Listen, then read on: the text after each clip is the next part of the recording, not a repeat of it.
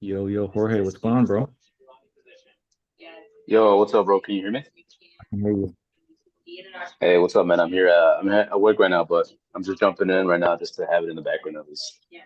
Okay, perfect. And then, um, do you have a question that you want to ask while we wait for the other guys? Yeah, man. So just to clarify up on the voice note you sent me, the absolutely like must have is the onboarding page, right? Like just a simple onboarding page.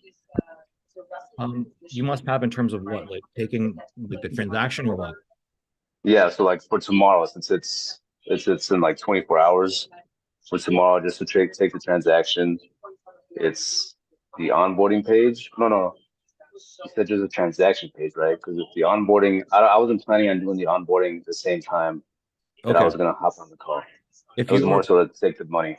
yeah. So if that's the case, then you simply need a method to take the transaction. You need a method to do the transaction. So whether it's sending a Stripe thing, whether it's collecting payment on the call through a page or whatever it is, I think Aman's gonna hop in here. And so if I were you, bro, I would just ask him what he's doing since he's in the same kind of Mhm. as you. Just like ask him like, hey, when he was literally in your shoes, taking on the first client, niche client, like what exactly did he do? I think just kind of hear from that. I've never asked him, so I think just kind of hearing from him that would help you. So you need a way to take payment. You don't necessarily need an onboarding page if you're not going to onboard him tomorrow, but like I would if I were you, I would use my template, just like show it to him so that he feels Mhm. like good about it. Like, yo, here's what I'm gonna run through with Jorge sometime later today or tomorrow. Gotcha. So just get the template from you so I can just show them at least what it would look like. Yeah, exactly. So please message me, bro, in our Slack. Please message me, because I'll forget, bro. Please message me and be like, yo, send me a link to your template, and then I'll send that over after our coaching call. And then Gotcha. what I would do if I were you is I would just model that. And I noticed that on the other ones, the other template, there was some videos in there that I had to create as well. Oh Well, it yeah, was not necessary right away. yeah, so I guess maybe we're using different. I should probably explain to the terminology. So there's the onboarding in terms of like when you meet somebody face to face, have a conversation with them, all that stuff, right? Basically what you and I did, a year ago, right? Mhm. And there's also the quote unquote onboarding where you like send them a link and they answer some questions and they watch some videos, they give you access to Facebook. That's a different kind of onboarding. Like that's like you just getting access to their stuff. And that's something that I'll tweak with you in your process. I'll tweak both of these with you. So right now, what we're doing with Aman is he's sending over the link and getting them to get access to the Facebook group and all that stuff first. And then we're doing an official face-to-face onboarding. Gotcha. So first the payment onboarding and then the actual like coming on to the agency onboarding, I guess. Yeah. So if I were to kind of give you step by step, it's step one is send me a link. I'll send you my onboarding page. Step two is you create a template. You create some version of that, make some slight tweaks to it. Step three Mhm. is when you do the transaction with him, you do the transaction, but like even before the transaction, what I always do when I do one of these is you just make sure you tell them, hey man, like we're not going to move forward until you feel good. You show them the onboarding page. You show them like, hey, here's what happens next. After you make the transaction, just want to make sure you're cool. He says, yeah, cool. Then you take the payment. After you take the payment, then you schedule the onboarding. And then when you schedule the onboarding, you're gonna go and send him a link over to answer some questions, get you access to a Facebook group, all that stuff. And then after that, then you're gonna officially like sit down with him an hour and a half where you probably do the onboarding. Does that make sense, bro? That makes sense. Yeah. Gotcha. So if you have to listen back to this part of this call, I'm recording this for you. So Oh, perfect. does Cool. that help, bro? No, that helps a ton. Yeah, just clarifying is so tomorrow I'm not going in there like, oh, okay, what am I gonna do next? Yeah. No, you're good, bro. How do you feel about him? Like it sounds like you feel pretty good. It sounds like you feel like it was a close. Nah, man, it was dope, bro. It went pretty well. Honestly, like having the marketing side of things, like having that at work with Adam with my gym right now is like a huge help because they're an affiliate with us. And Mhm. like I said, like Adam has like a big name in the industry.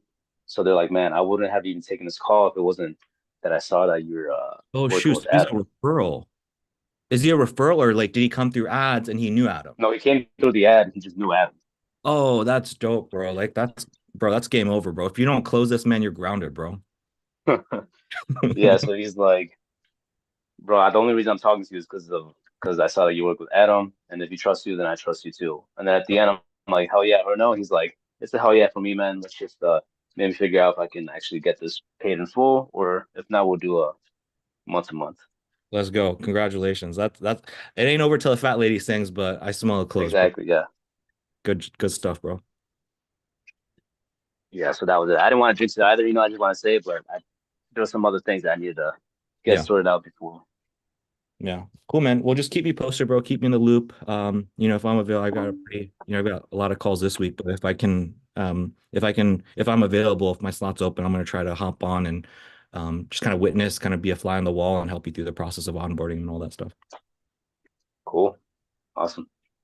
Anything else you got for us, Jorge? I mean, yeah, if I got like another question. Yeah, so I would say like when Aman hops in, you can ask him that question in terms of like how he does a transaction, or maybe if you even want to like ask Mason because he was kind of in your shoes too. But like, what other questions do you have? Do you have other questions? Just with the other one, the other contract guy that I had, that the first sales call I ever took, he's like, send me the contract over, and with him, the guarantee, I'm not sure if I could actually deliver on that guarantee, and then I'm still on the fence. Like, should I send him the contract with that guarantee, or should I set up another call with him to kind of renegotiate the terms and see if I can close them? So this guy, I mean, like, so you had the sales call, everything's good, and what was the hiccup? Like the hiccup was he wanted a contract, or what was the hiccup The exactly? hiccup was that I didn't know if I could. There was no trust. Like, he didn't know if I could actually deliver it. And then Gotcha. he's like, this is what I'm trying to get to. Like, he wanted like 25 new members a month. And he's like, can you help me out or not? I really like that you do video, like that commercial that was included in there. And I want to see like what's your track record? And then I said, like, listen, I might be newer to the game, but like the systems and processes that I use is not, they're tried and true. He's like, cool. So just send me a contract over stipulating exactly what we're gonna get and what happens if you don't deliver. And then what happened from there? And then from there, I was like, cool, I'm gonna go ahead and try that out for you. And that was a week ago. And then so you sent the contract over, and then has he gotten back to you? Has he looked at it? Like what's kind of No, going on? I haven't sent the contract over yet. Okay, gotcha. So that this conversation, you had the conversation, he's waiting for you to send the contract over. Yeah, and that's when I was overthinking and like, oh damn, like should I send the contract over? Should I tell him that I can't deliver this? Like that's when the Okay. overthinking started So coming into first of play. all, like, so first of all, this is obviously, and I don't know if you've gone through the advanced sales training. This is obviously an uncertainty doubt objection. So Hmm. that's that. I mean, even some of the language you're using, again, I don't want to drill you on this right now on this call, but like some things you're saying, like, oh, I might be newer to the game, but the methods are tried and trusted. Like, you can't be saying that kind of stuff, right? And I know you know that, and so we just got to be working on that kind of language. Hmm. And again, that's the stuff that's gonna like the advice I just gave you right now. That's gonna move mountains for you, even though we're not solving this exact problem right now. So I just want to say that because it needs to be said. Um, Okay. Now, in terms of like his situation, what I would do is I would make the guarantee. I would say, hey, we're going to help you get 25 new jujitsu clients or students, or we'll work with you for free until we help you hit that number. So don't say 25 per month or anything like that. Just say 25 new. Send that over in the contract. Gotcha. Don't worry about it. And then I will work with you in terms of like how do you position things and how do you say things on the onboarding so that you guys are both respectful of each other. I promise you, like, I mean, I promise you, if you help somebody get 24 new students and not 25, nobody asks for a refund over ask for a charge, but it doesn't happen. Like people don't work that way. And so there's just right ways to communicate with people so that they're chill and you're chill. Even if you honestly, like, even if you deliver 20 or even 15 and they know you're trying and you're busting your butt and you're doing the right thing, you're doing right by them, nobody asks for a refund. I promise you. Hmm. So, Okay, um, so just so I'll show you there's an art to that. There's an art in terms of like relations, talking to people, onboarding them the right way in order to like just make sure that, they're chill, they're not up your ass and you do your best and they're happy about that. There's ways to do that. And so I'll work with you on doing that. But in terms of like the contract, because I know that's what your concern is like the whole contract. Like, what if I say this, I don't deliver and you ask for a refund?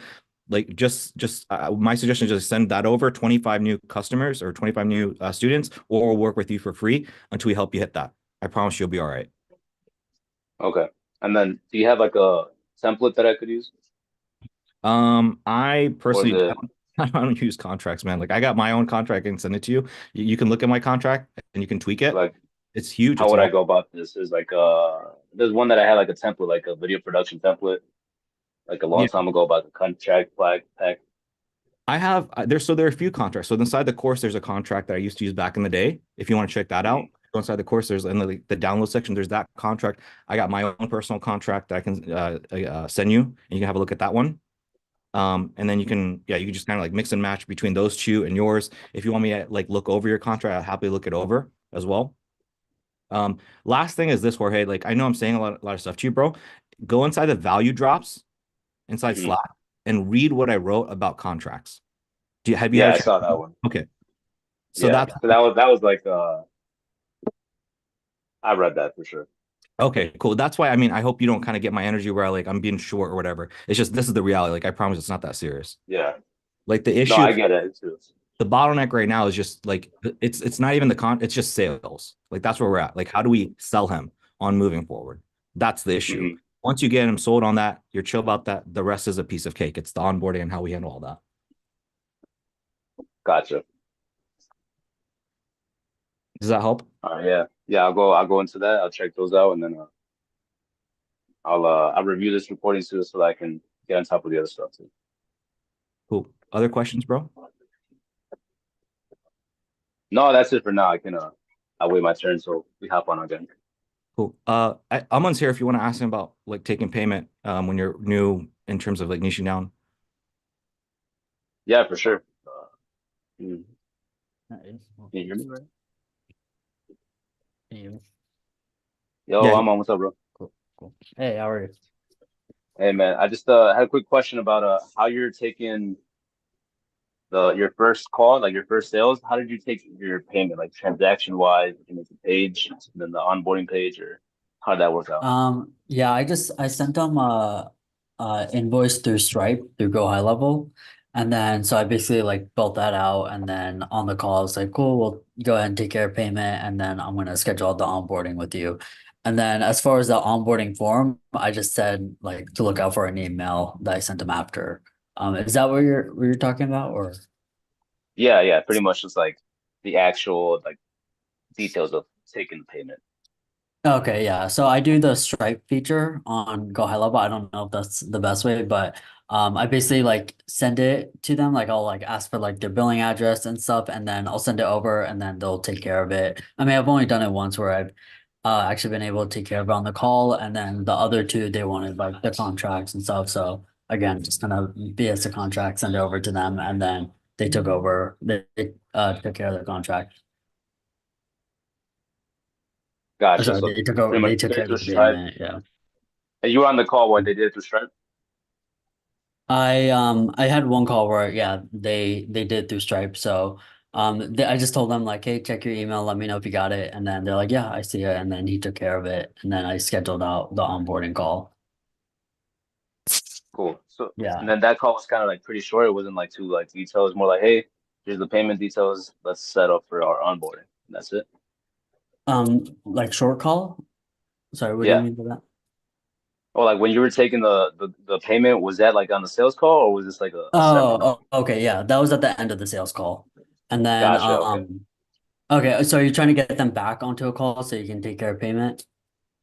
Yeah. So what happened was that I basically had to set up another call tomorrow to just take Mhm. care of the payment. But I'm not doing Got the it. onboarding, Got it. just, to be clear. Okay, got it. Yeah, I haven't had experience doing that. The other two that weren't on the call, and this is probably a better way to do it, honestly, because I probably lost out on people who could have paid. They paid after because they like were going back and forth with like this contract thing. So I had two Hmm. instances where once they confirmed the contract, they sent the payment over, and then they Hmm. took care of it. We scheduled out the onboarding, so it's kind of like they had that, and then they basically sent over the payment before the onboarding. But I like the idea of like actually getting them back on a call. I'd probably just say like get them on a call, be like, cool, we'll go ahead and take care of payment, and then we'll schedule the onboarding, maybe like have more time where I'm actually hyping up the onboarding or something. Hmm. That way it's not like an awkward like 5 minute call. Yeah. Like, hey, give me your money. All right, peace. Yeah, yeah. Like I feel like you should probably like maybe hype up the onboarding first so that they're like, Yeah. get them emotional again, and then be like, cool, Hmm. let's just go ahead and take care of that boring stuff right now, and then schedule that onboarding out. And you Yeah, can that's have a it's good idea. kind of like what Aman was saying, is like you hype it up. So you take care of the transaction, you take a moment to say thank you. You're gonna do right by them, all that stuff. That's a good 3 minutes, and then you can pull up the screen and share. Here's what we do in terms of onboarding. Take a good 5 minutes to run through that. And then you ask that question of like, okay, so as you can see, it's quite a bit. And I would tell you that the onboarding is probably the most important call to ensure your success. And so we don't like to rush it. Is this something we do want to do this as soon as possible? Would you like to do it later today, or would you like to do it sometime tomorrow? And then if you Mm, that entire interaction, bro, that's going to be like a 15-20 minute call. yeah. And then you can go ahead and do that onboarding. Yeah. Okay, cool, cool. Yeah, that's a good idea. Does that help, bro? Yeah, a ton, actually. Thank you. Thanks, someone. Good thing. Good luck. Thank you, man. What else you got for us, Jorge? That's it for now. I mean, I'm still here at work, so I'm still doing work duties, but at the same time, so Cool. I'll hop on later. I'll be in the background, but I'll be ready to jump on later. Thank you. Sounds good. Hello, hello. Haven't got a chance to do a formal hello, welcome aboard, and all that stuff. Jorge hopped in, and Jorge just had a few minutes, so I wanted to go and address his questions. But how's everybody doing? How are you guys all doing? Trevante, Adam, Aman, Billy, Drew, Good. Josh, Pretty good. you guys all doing good? Cool, cool. All right. Well, let's go ahead and hop on in and get started. So first person we have is Drew. Drew, I'm sorry, I know you're in a little bit of a rush. Did I answer your question inside of Slackman? Yeah. I think I just need to assess. Like, there's this tension of like me being or just confident and thinking that I'm bringing a pretty big differentiator to it. I mean, like, I know I'm very confident. I have like a lot of background in just business in general. So it's very easy to, discuss with them naturally and find pain points and offer solutions. And the conversations always feel really good. But at the same time, you don't know what you don't know. And so I need to get you a full thing just to get that. Like, where are my blind spots? Maybe I am missing something. But yeah, I think I am delivering that. But also at the same time, it's that same limbo with the like when we originally started the funnel, is like I don't have any like proof of it yet, right? Like, so you're faking it till you make it. I don't think that's coming across because I'm definitely selling it as if I fully confident. I think, and maybe it's just me not pushing or thinking like how I respond to salespeople is like I don't like to make decisions rushed. And Yeah. so maybe there is a little bit more of a nurturing that can be done before the sales call just to warm them up so that it is as if we were already talking prior to getting there, like on the discovery call. Maybe getting some information on it and then sending them a relevant video in between the discovery call and the sales call, because I don't have an issue of getting them on the sales call, and most of my sales calls are still like open leads. They've had like one guy had a daughter in the hospital last week and literally told me about it and was like, "Hey, I'm so sorry. I want to get back to you." So he's still like hot. And then this other woman just has another business and just like left Dubai for a whole week and said she checked out and got back and apologized, like, "Hey, I'll get back with you." So like it just seems to be like a little bit longer of a sales process. That's why I don't think I was necessarily pushing when the woman's like, "Hey, yeah, I'm not interested," or I'm like, "Hey, give me a hell yes, hell no. Let's not do I'm going to think about it." And she's like, "Well, Drew, I need to think about it because I am talking to other people." And I was like, "Well, that's reasonable. Okay. Well then," and so my solution to that was like drafting a really like sexy email that lists out the whole value prop, and then I do a loom of it, and then I kind of walk her through like with one woman, I basically walked her through some like case studies that weren't mine, where I'm like, "Look at the value that they got there," right? And so like delivered that. And she hasn't watched it. Like, that is the nice thing about the loom. You can tell when someone watches it. And when they haven't watched it, I'm like, either the email just answered all the questions and she didn't have anything, or she's really not that interested. But that's kind of the update on that, and you answered pretty well. I think I just need to get you some recordings to let me know if like, no, Drew, this is right. She just wasn't interested and you nailed it, but or like, hey, these blind spots. Yeah. Yeah. So can you see my screen, Drew? Uh-huh. Okay. I think I'll kind of like just kind of verbal diarrhea some things that are coming up to my mind as you're chatting, but then also like I think just you and Aman just chatting. Aman, I know you're kind of like I just keep saying like talk to Aman, but I think this could be cool for you two just to like talk it through because you guys are both kind of in the same place in terms of the niche, just to see what is not normal. One thing I'll say is like you versus others. So here's what I meant in terms of as I was writing this down. When you and I had a conversation, you and I, I knew that Marquita needed to be on the call. I could just tell. I knew that it wasn't like a partner spouse objection. Like you truly needed that.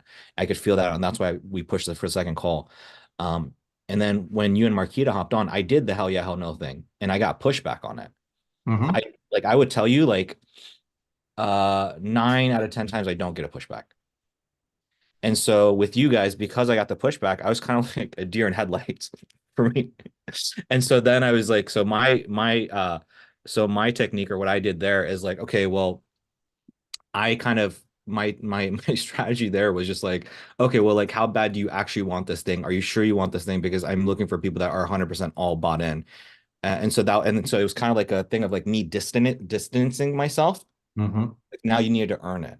So if Mhm. you listen back to the call, our conversation, you kind of see that technique that was used a little bit. And I feel like that's what has to be done when you do the hell yeah, hell no thing. But here's what I will say. And I think part of it is also just like who she is and who you are. Like you truly are people that are just like, hey, look, we need to really slow down. So here's the other thing I'm going all over the place, but here's the important thing I want you to know is like it's important to understand that just because you behave a certain way, just because you think a certain way, other people do not. And I know that you know that. And so I would tell you like 9 out of 10 times, it's like a hell yeah, hell no. You guys are like the only people that were like, hey, no, we can't give you hell yeah, hell no. Honestly, like you guys are probably the only people that have ever said that, honestly. Yeah, and you did a great count. It was kind of like, well, we'll give us 24 hours. Like we commit to you, we'll give you an answer within 24 hours. And that's where I kind of pushed her, where I was like, she's like, I'll commit to you to give you an answer in a couple days. And I was like, okay, that's fair. And then a couple days go by and I ping her. But What I'll say is, so I wanted to before sorry, I didn't mean to cut you off, Drew. I just want to make sure I get this before I forget. good. Is so it's understanding that not everybody is you. The other point is this. You need 110% buy-in before the hell yeah, hell no. That's the key. So if you're what you're telling me is that you said the hell yeah, hell no, she's like, I don't know, and then she doesn't even watch your loom, that right away tells me she wasn't even bought in before you said the hell yeah, hell no. That's what that tells me. So, So but I the yeah, hell no comes at the beginning before you're jumping into the like meat and potatoes. Um, the hell yeah, hell no comes in. So you do the whole discovery thing, and then you're like, hey, look, I think I can help you out. We're gonna shift the conversation. I'm gonna do an entire demo. I'm gonna show you step by step how we're gonna help you. Mhm. And then you start the process as if you're gonna do it. And then you're like, wait, hold on. Before I start this process, before I take another 30 minutes to talk your ear off and do all this stuff, here's my request of you. Yeah. And then you get the commitment, and then you go do your song and dance. Yeah, that's when I delivered, and that's where she like right as I was getting into the meat and potatoes, right? The system. That's where Mm, she's like, well, I'm gonna need to think about it. But and mm, that's the only time that that's happened. Everyone else has been like, yeah, absolutely. I am, and they've most of the time too, they're already really sold, and they just ask, hey, it's almost like, can you recap this for me, please? Like send it in an email. It's almost like because I'm not going to do like a formal contract unless they ask, but it's like what they're needing to be like, let me just review, share it with my now. Like one guy's like, I have another business partner. That was my fault. I didn't ask. You need another guy. But so yeah, no, I think that's fair. This lady may have just been an edge case. Okay, yeah. So I was, and I should have asked you to get more clarity. Is like I was under the impression that this is something you kept continuously running into. If it was just a one-time thing, then it was just a one-off, Mhm. most likely. Okay. So yeah, this I guess we can go and throw this out the window. It sounds like you're good there. I would say like when I say the hell yeah, hell no thing, it's like somebody's like 110% bought in. Like they know I'm here to help. They know I know what I'm talking about. They know I'm committed to helping them. So when I have that, that's the only time I'll ask for hell yeah, hell no. And so it's you're nodding your head, so I'm sure you get that. Mhm. Doing that. So that I went over that point, went over that point. So how many sales calls have you had at this point? I have had It's for that. I want to say four, I think. Okay. Yeah, Oh, four sales calls. yeah, that's not that many. If you had like 10 sales calls, I'd say, whoa, 4 sales calls, dude, totally fine. Yeah, I think like seven discovery or six discovery calls and four like sales calls. Okay. Yeah, no, that's fine. That's pretty normal. 1 out of 5 people is like industry standard in terms of what we should expect. So if you close like 2 out of these people, like you're above average in Yeah, I terms. feel good about it. Like that's where it's tracking to at the moment. But okay, cool. Then that sets my expectations. It's just been like a longer sales process for the past, month and a half as we've been ramping up, figuring out the ads now that that's working, and just sticking of wanting to get it. I'm impatient, I think is what it is. I mean, again, I think that maybe you and Aman should talk, and I want to hear Aman's thoughts in terms of like what the sales cycle looks like and what is normal versus what is not normal. Part of me thinks, um, again, I really need to watch your sales call to see how you're educating them and how you're differentiating them. Like, I'll be honest with you, like, I think that if I present something, like, it needs to be crystal clear. Somebody should not be asking me for a Loom video explain the process. If I have to explain that, then like that's a huge red flag. Yeah, clarification, not the process, not it's literally just like, here's the value of the pricing and how it's going to work. Okay. And this is my guarantee to you. And I'm going to work for you for free. And we're going to get these leads. And I'll typically do the lead value calculator again, where I'm basically saying, you give me X dollars. Here's how I get you to 100K based off of your goal that you told me. Here it is laid out play by play. So what do you think is causing them to want to get you to send that over? Like what if you had to dig real deep, like what is truly, why do they want that? I think the first guy he has a partner and he wanted to be able to present it to him as well because he was bought in. And then Okay. he was like, oh, I got a partner, by the way. I'm like, oh, should ask. And then the other woman, I think I just offered. We were vibing. It was really good. And be like, hey, next steps are here. I'm just going to recap the proposal, send it over to you. She's like, great. I have a meeting with one more person I'm interviewing like this Friday.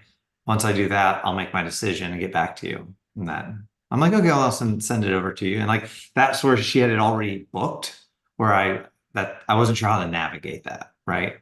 I'm like, okay, so yeah, no problem. Let us know, if we're the right fit, we'd love to work with you, kind of thing. Okay. So the first guy, partner, I get that. The second one, you offered the contract. You offered that thing. Mhm. Mhm. So that makes sense. What And about she watched the Loom. She watched the Loom immediately, checked it out, was super appreciative, acknowledged it, and then is she the one that was in Dubai or? yeah, she's the one that took off all last week and just got back to me today. And so I pinged her asking, hey, did you decide on how you want to move forward? Let me know. Okay. So there's that. And then what about the business partner guy? He had his daughter in the hospital last week, so Gotcha. yeah. I was And just navigating that in a sensitive way. yeah. Okay, so that's understandable for both. So I would say with the lady, we could have pushed that a little bit more from what I'm hearing. Instead of like, yeah, I will tell you, Julie, 110%, I understand your volume, but you don't want to do that. You don't want to say, hey, I'll send this over, take a moment to go through it.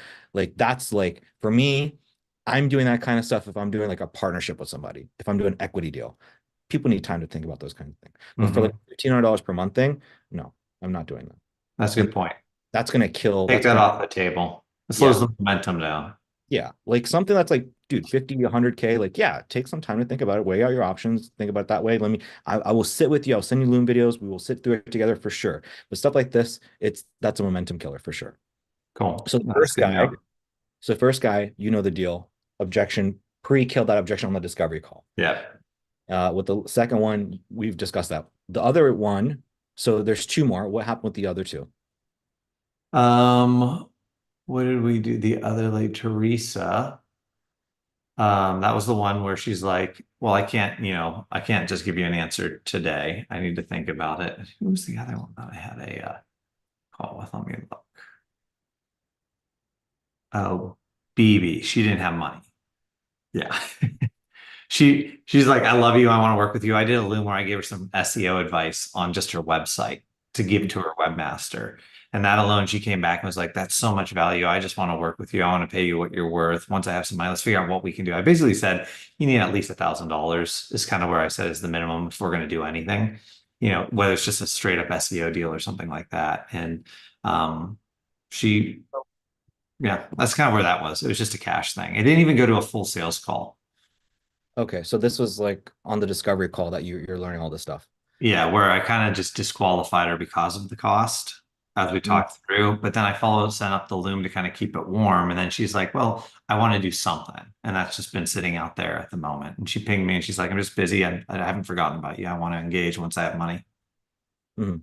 Okay, so what are some things that we could have like? What are some other plays that you have? Just out of curiosity, like I'm kind of pop quiz in here. Like, what else could we have done For her, for you in this particular situation? Yeah, what else can we do? so you could work for free, pay on result, but I don't want to do that.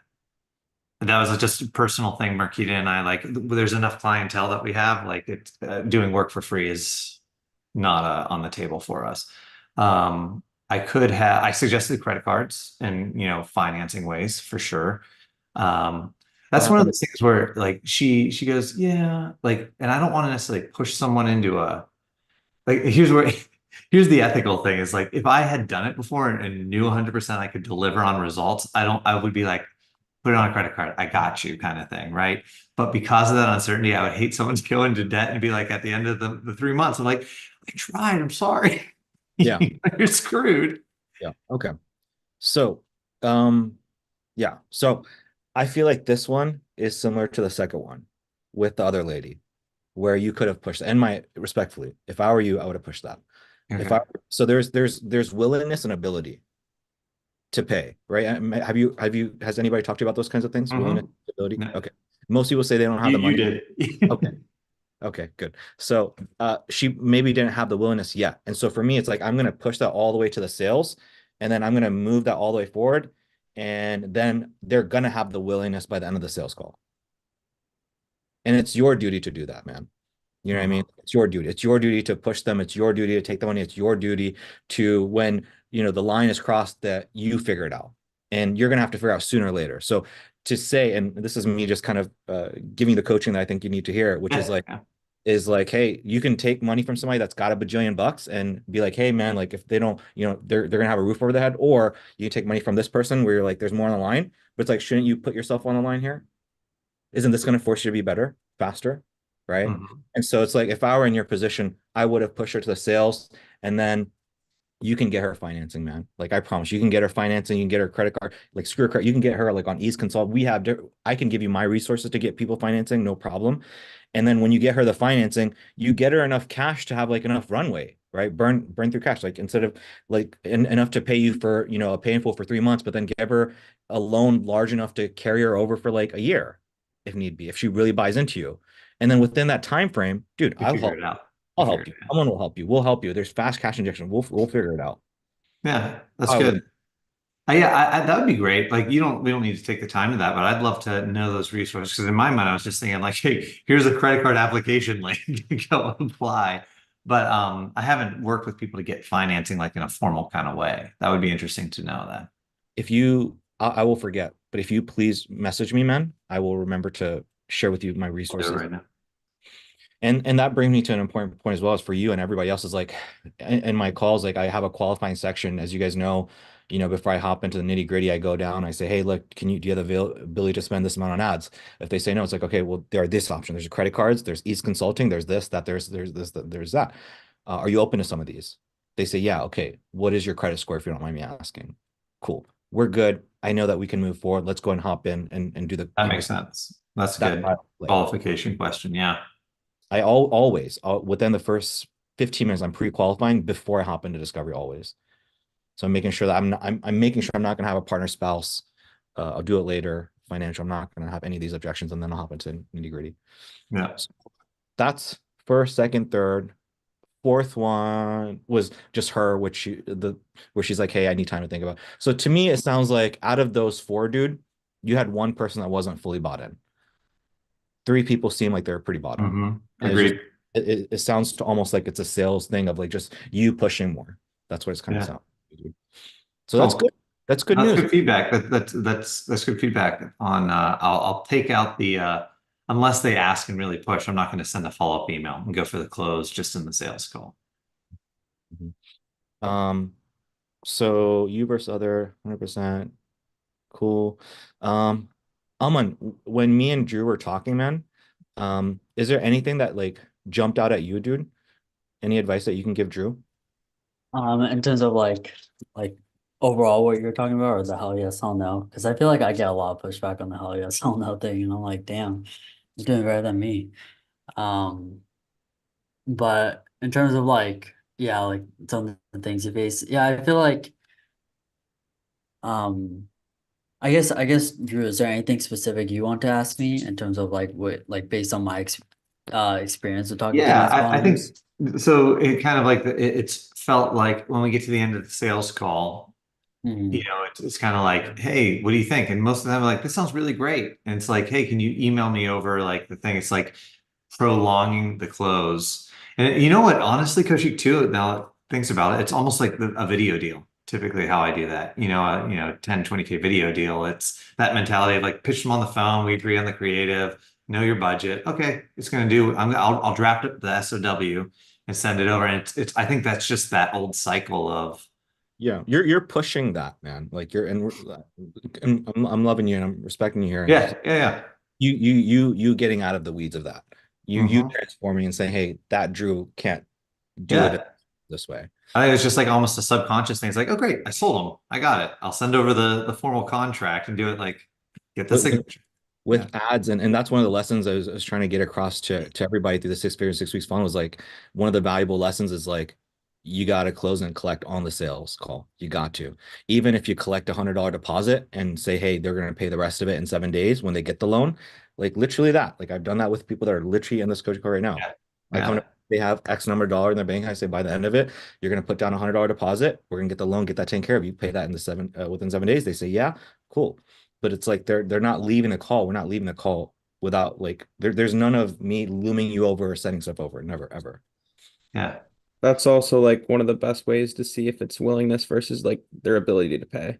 Yeah. If somebody's not going to be willing to put $100 down, dude, that's like me making my opt-in $1 to buy my thing. You know what I mean? That's how I really know. Hmm. Yeah. So it's like it's honestly it just saves you so much time and energy. That's the other way to think about it. Like, thank you for bringing that up, Mason. It's like that's just your way of knowing. That's kind of like your sniff test. I think so. You know how you asked Drew like what specific questions? I think one valuable thing that I'm curious about as well is just like what Drew mentioned in terms of sales. Like I think Drew, you're prolonging it, so we've kind of like agreed to that. But like, what is normal in terms of the sales cycle for you, Aman? Like, is it pretty much just add discovery call, sales call? You're gonna close, you're not gonna close most of the time, and then maybe 1 out of 4 times you're gonna prolong it because some other stuff happens. Is that pretty normal for you? What's normal for you? Yeah, at least the people that I've closed have either closed on the call or they want to look at a contract. Like there's two people who just like they like you could tell they're just in pain. They just want to be sure that the contract look okay. So I sent that over and then they paid. So anytime like anyone has been like, oh yeah, let me talk to, like even if they're so hyped, like I had this one person that was like crunching numbers and she was like I'm gonna take this out of my savings and stuff, and then like I don't know, her thing was a lot more complicated. But yeah, like I feel like anytime they have done that, like if I reach out, I either won't hear from them or they'll say like I'll get back to you and stuff. So typically it's like right there and then I'm getting the money. So I think what you just said there was very valuable. Is like, what are like the key signs of they're in it versus where the key signs of like they're not? Okay, yeah. I mean, a lot of the things that you mentioned about like, oh, let me talk to my partner, let me like I think just the typical excuses of like I think there was a few others that you said. I think one thing that I like am seeing in terms of like they'll go forward with it is that they want I guess like a contract because they just want to make sure that they're safe or something. Um, and again, I feel like a lot of people may like I think if it's like a written email that's like, hey, can you break this down, send it over to me? I kind of know they're not gonna be a client. But if someone's actually like wanting like it written, then it just means that they just want to be safe. So I'll do that for them. I mean that's my only experience in terms of like who I know is a good fit. I'm trying to think of other times that people weren't like actually interested. I've gotten the partner one. I've gotten like the finance. Like I got a guy who said like Like even if you had a payment plan of some sort, we can make this work. Whole reason I looked into you and others was results or you don't pay marketing scheme, which I feel like he's really bought in. He just it's like the pay aspect, and maybe I need to work out like a payment plan, but I don't know. I kind of mentioned this to you, Koshik, and you kind of mentioned the whole ability thing, but yeah, I mean, at least that from my experience, I think that's really like like just a contract or they just pay right away on the call. But That's good. And that's what I'll just push for. Yeah. One last thing, and I'm gonna mention this to me, and so I want to pass this off to you and everybody else here is like, if it's super easy and super smooth, it's not a good sign. There should always be like, there should be a moment they're like this, and they're like, oh, and they're just pain all over their face, and that's a good sign. That's the last thing to say. Does this help a little bit, Drew? Yeah. Oh, and the other interesting caveat too, which the first two that I felt really good about, they're both launching brand new spas. So there wasn't necessarily a pain. They've actually, one guy had a chain of them and has been successful and actually was looking for a new agency almost so that he could A/B compare. And like I would take the new one and he could compare the results to this old agency he's using. Then this new woman was also launching hers brand new. So that I thought was interesting because they were both brand new. So there wasn't a pain because they were flush with cash as they're launching, right? I can tell you from my experience, typically it's not a good sign for me because they haven't bumped their head enough times to understand the value. I mean, think about like your experience when you had the conversation with those other guys, right? Versus when you had a conversation with me, you had to bump your head a few times. Aman, would you agree? Like when it comes to like people that are opening up the brand new spa or something, like they're usually not a good fit, or would you say that they are a good fit? They're definitely easier to sell to because they haven't felt the pain of being burned by another marketing team. True. So it's kind of like you tell them all this and it's like they just take your word for it versus someone who has dealt with other marketing, like they won't trust a thing you say. So that aspect has been nice. Like tends to work out. But yeah, I would say they're actually maybe a little bit easier to sell. Like the one guy that I did close in full, it's because he was launching the cosmetic side of things when he's more of like a medical, has a more of a medical clinic. So he was like the easiest one to sell because again, I don't think he had much to compare it to, versus the ones that I've sold that did deal with like other ones, you know, they were definitely a lot harder. So it's actually like there's actually some benefit to it. Yeah, I just had a brain fart. I had another sales call just a couple days ago, and I don't even know why. And I'll just be candid because I think this is a good teachable moment. If for the rest of you guys, I and my wife let me have it, and it was her who helped shift me and kick me out of it, my thought process. So basically, Koshik and our private like chat have been going back where I'm like, no, I don't want to book these people's calls. That's not what I want to do. I don't want to be a glorified receptionist. That's waste of my time, right? Like answering is like, especially if I'm going to be getting them 90 leads and I got to call them all and like vet them and try to book 30 of them. Like, it's like, that's the last thing I want to be doing right now. At scale, I get it. You could hire somebody and all that kind of thing. So I was really like, had made up my mind. I'm like, I'm not working with you, right? Like, if you want me to do that, I'm not going to present that. And so this woman totally sold her, went through the whole thing. She was great. She was launching another one, like her own med spa in Minnesota. And she goes at the end, it's like, so you're going to book the calls, right? Appointments for me. I'm like, we don't do that. Sorry. And I made up the spiel, which was, you know, we find like it's better for the nurturing process for the business owner to actually engage from the beginning so that it's the same person who books them is the same person who greets them when they walk in the door. Right. Like trying to like, I'm not going to do this. And she goes, oh, well, I that's what I need. I'm like, is that a deal breaker for you? And she's like, yeah. I'm like, well, I don't want to waste your time. And I got off the phone. I'm like, yeah, disqualified her. And my wife comes in. She's like, what are you doing? And I'm like, what?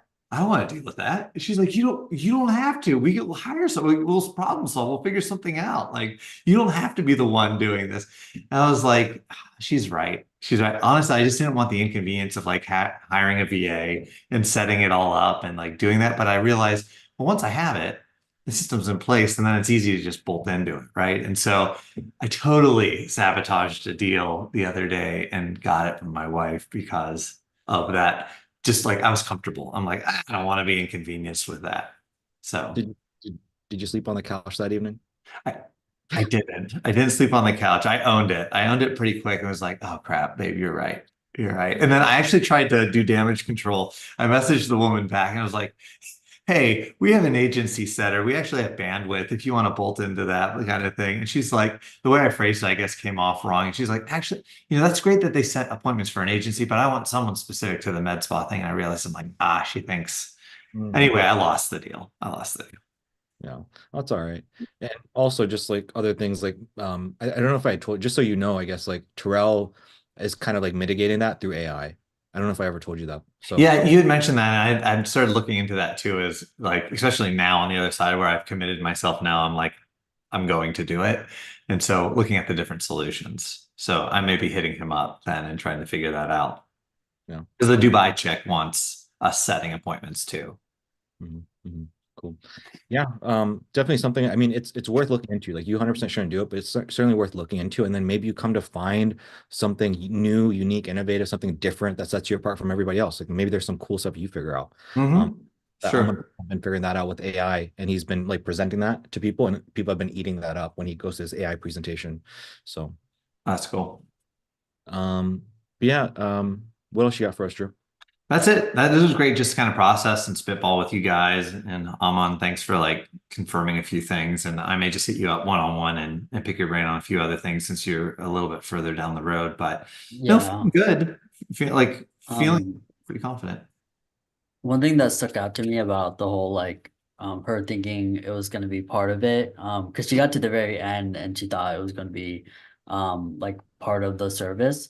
One thing I've been doing is like I'll sell them on the idea that they're going to get like the AI is gonna nurture these leads, and then when they get on the phone call with them, we're gonna be giving them scripts and coaching, which I know it's kind of like that done with you, so that's probably not the best approach, but like these scripts are designed so that they are very excited to come in for the consultation and stuff, and kind of selling that. I guess the reason I'm bringing up, even though it may not be the best solution, is that it kind of covers that aspect where you can like really like dive into that with them and see if it's a good fit for them before, and then that way they're not gonna caught off guard at the end of like, oh wait, like who's gonna be talking to the leads, Yeah.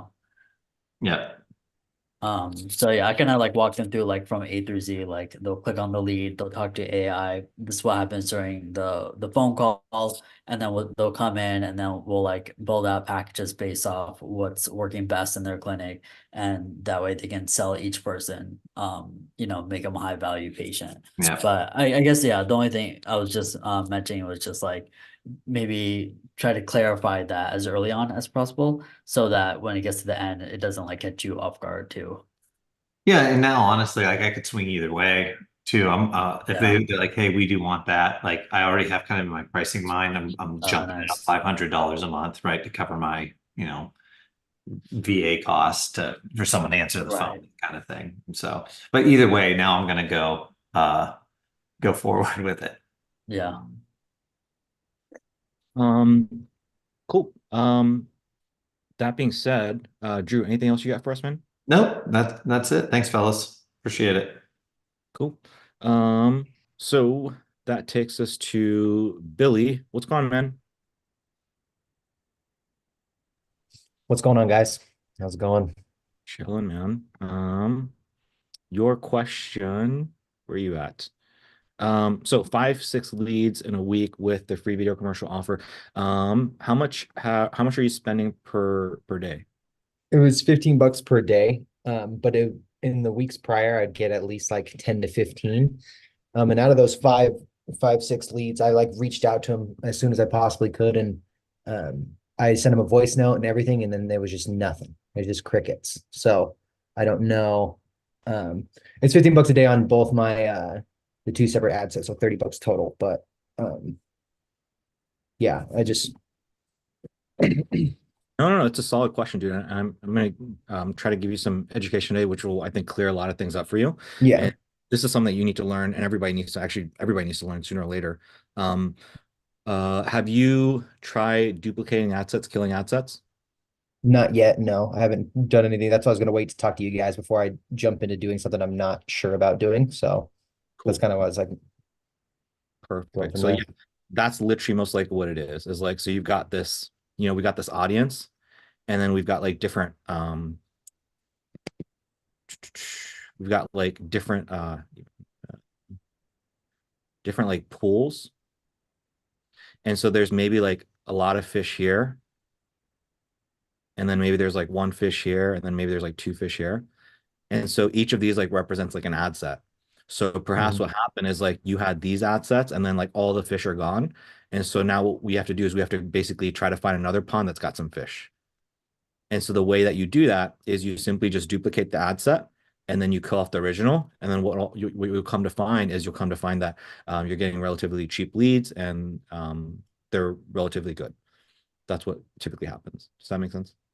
Yeah, that makes sense. Because it was just like I felt like the people I reached out, they might have been excited, but I reached out to them and then it's been crickets. So I just kind of like, I don't know if that's like a common occurrence. I know like I've heard some people like there might be a week where there's dry, nobody really reaches out, but Part of it is that, but like with the amount of leads, like there's a huge difference between, like you said, 15 leads the week before and then 5 leads this week. yeah. Like that's a huge discrepancy, right? So if you had like 15 and then you went down to like 10 or 12, I'd be like, okay. But like 15 to 5, that's literally like a third. Yeah. And so for me, what that tells me, so it's like what happens is like there's less fish and the less quality fish. So what I mean by that is like another thing that could have happened is you could have this ad set. So maybe this was your ad set before you had like let's just say there's 5 fish here. Mhm. And then so best way I can explain this is like, so here's what could have happened. This is also possible that you get 15 leads in a week, and then the next week you get 15 leads, but this is like high quality, and then this is like low quality. That's also possible. So Mhm. you can have a lower volume and you can have a lower quality. What I come to find is like when you're going to launch ads for the first time, it's a good offer, everything. What's going to happen is like all the good fish are going to come right away. All the good fish are going to come right away. And then what happens is you have less fish and less quality fish. So that's when you say a thing of like, hey, I got 5 people, but then all 5 of them were trash. That's normal. That can not that it's normal, but that can happen. And so the way you get around that is to just simply duplicate that stuff. Okay. It's like it's Cool. kind of jump starting the car engine or jump starting the car Okay. back. Um, Just Yeah, to because be I just to be super I had no sales or discovery calls from those like 5, 6 leads. So I was just kind of like this week has just been nothing. yeah. Mason, you were saying something, dude? Yeah, I was just gonna say, just to be super clear, when you're duplicating the ad set, like don't change anything with it. So like obviously with the picture, we're talking about like the audience having different targeting. Okay, that's kind Mhm. of how we described it, but like don't touch anything, just duplicate it. I just want to be like super clear about that. Like everything's exactly the same. Okay, cool. Yeah, that's easy. Yeah, just a quick duplicate. And then also like please keep us like posted, dude. Like let us know. Like once you so I would assume you're gonna duplicate it like after our call today. So Mhm. keep me posted on Tuesday, Wednesday. Like let me know how things are going. Yeah, Let me know. And then we can have a look, and if something else is going on, we can let you know. okay. Sounds Um, great. cool. What else you got for us, man? Does this help, by the way? Does this help? Does Yeah, it give no, that's my only question because I just felt like I just have had just crickets this last week, and I just kind of like, well, I probably should have reached out, but I had a bunch of family stuff going on this last week, so I just kind of didn't have the chance to do all this stuff. So, yeah, that's Just okay. one more thing. So for like those leads that you messaged, you said that you sent them a voice note, right? It was just kind of crickets, right? Yeah, yeah, feel free to call their phone too, because you have their phone number. that's smart. I You didn't know what I think mean? about So, that. like, a lot of times, like a lot of business owners, they're on their Instagram like once a week. You know what I mean? So it's not, maybe they're not ignoring you, but the best way to really answer a business owner is just to call their phone if they've given it to you. Feel free to give those guys a ring. I guarantee you that if you call 1 out of the 5, or you take all 5 of those calls that you said you have those numbers for, I guarantee one of them is going to answer. So Okay, just have a conversation with those guys. Yeah, cool. I missed that. Thank you for bringing that up, Mason. what all did you say you have tried? So the 5 leads came in. What exactly have you done? You've texted them, you've DM, Well, what have you well, done? the 5 leads that came in all sent a free video message on Instagram. So I'm assuming they were at least active on Instagram. So I sent them a voice note on Instagram, and then it's just I've heard nothing from them from that. So I probably should have given them a call, or I Oh, probably still could give them a call and see. So because like they've already, I just assumed that they were active on Instagram since they sent the message over. gotcha. So you had 5 leads and all 5 of them went through, or how many lead? Oh, well, Oh, all five of them came through Instagram. I didn't have anybody else like text my phone number or anything like that. so I guess my question is this is like how many leads did you have, which is like name, email, phone number versus how many people did you get the free DM, free video commercial DM from? It was all, that's the thing, it was only five, and it was all five of them happened to be in Instagram too. So I didn't get any like I have some people who just get through the opt-in and then don't go to the application, and I'll send them an email or a text message, and they I've had nobody respond to that thus far. So Do you call but those? yeah, they all no, I've sent them an email or something. I haven't called them directly. Okay, gotcha. So I'm glad we brought this up. You definitely 110%. You want to be calling these people. You want to Okay. be you need to be, not even want, you need to be. So every single lead that comes in through the door, dude, like you kind of give them a grace period to go through all the way through the funnel and DM you. But like you're like for me, I'm gonna count on them not doing that. I'll put it to you that way. It's like I'm not counting on people to go all the way through the funnel and DM me. I'm counting on them not to do that. And I'm gonna call most likely 90% of them, and I'm going to do a double down every single one of them. And I'm going to call them today. I'm going to call them tomorrow. I'm going to call them the next day.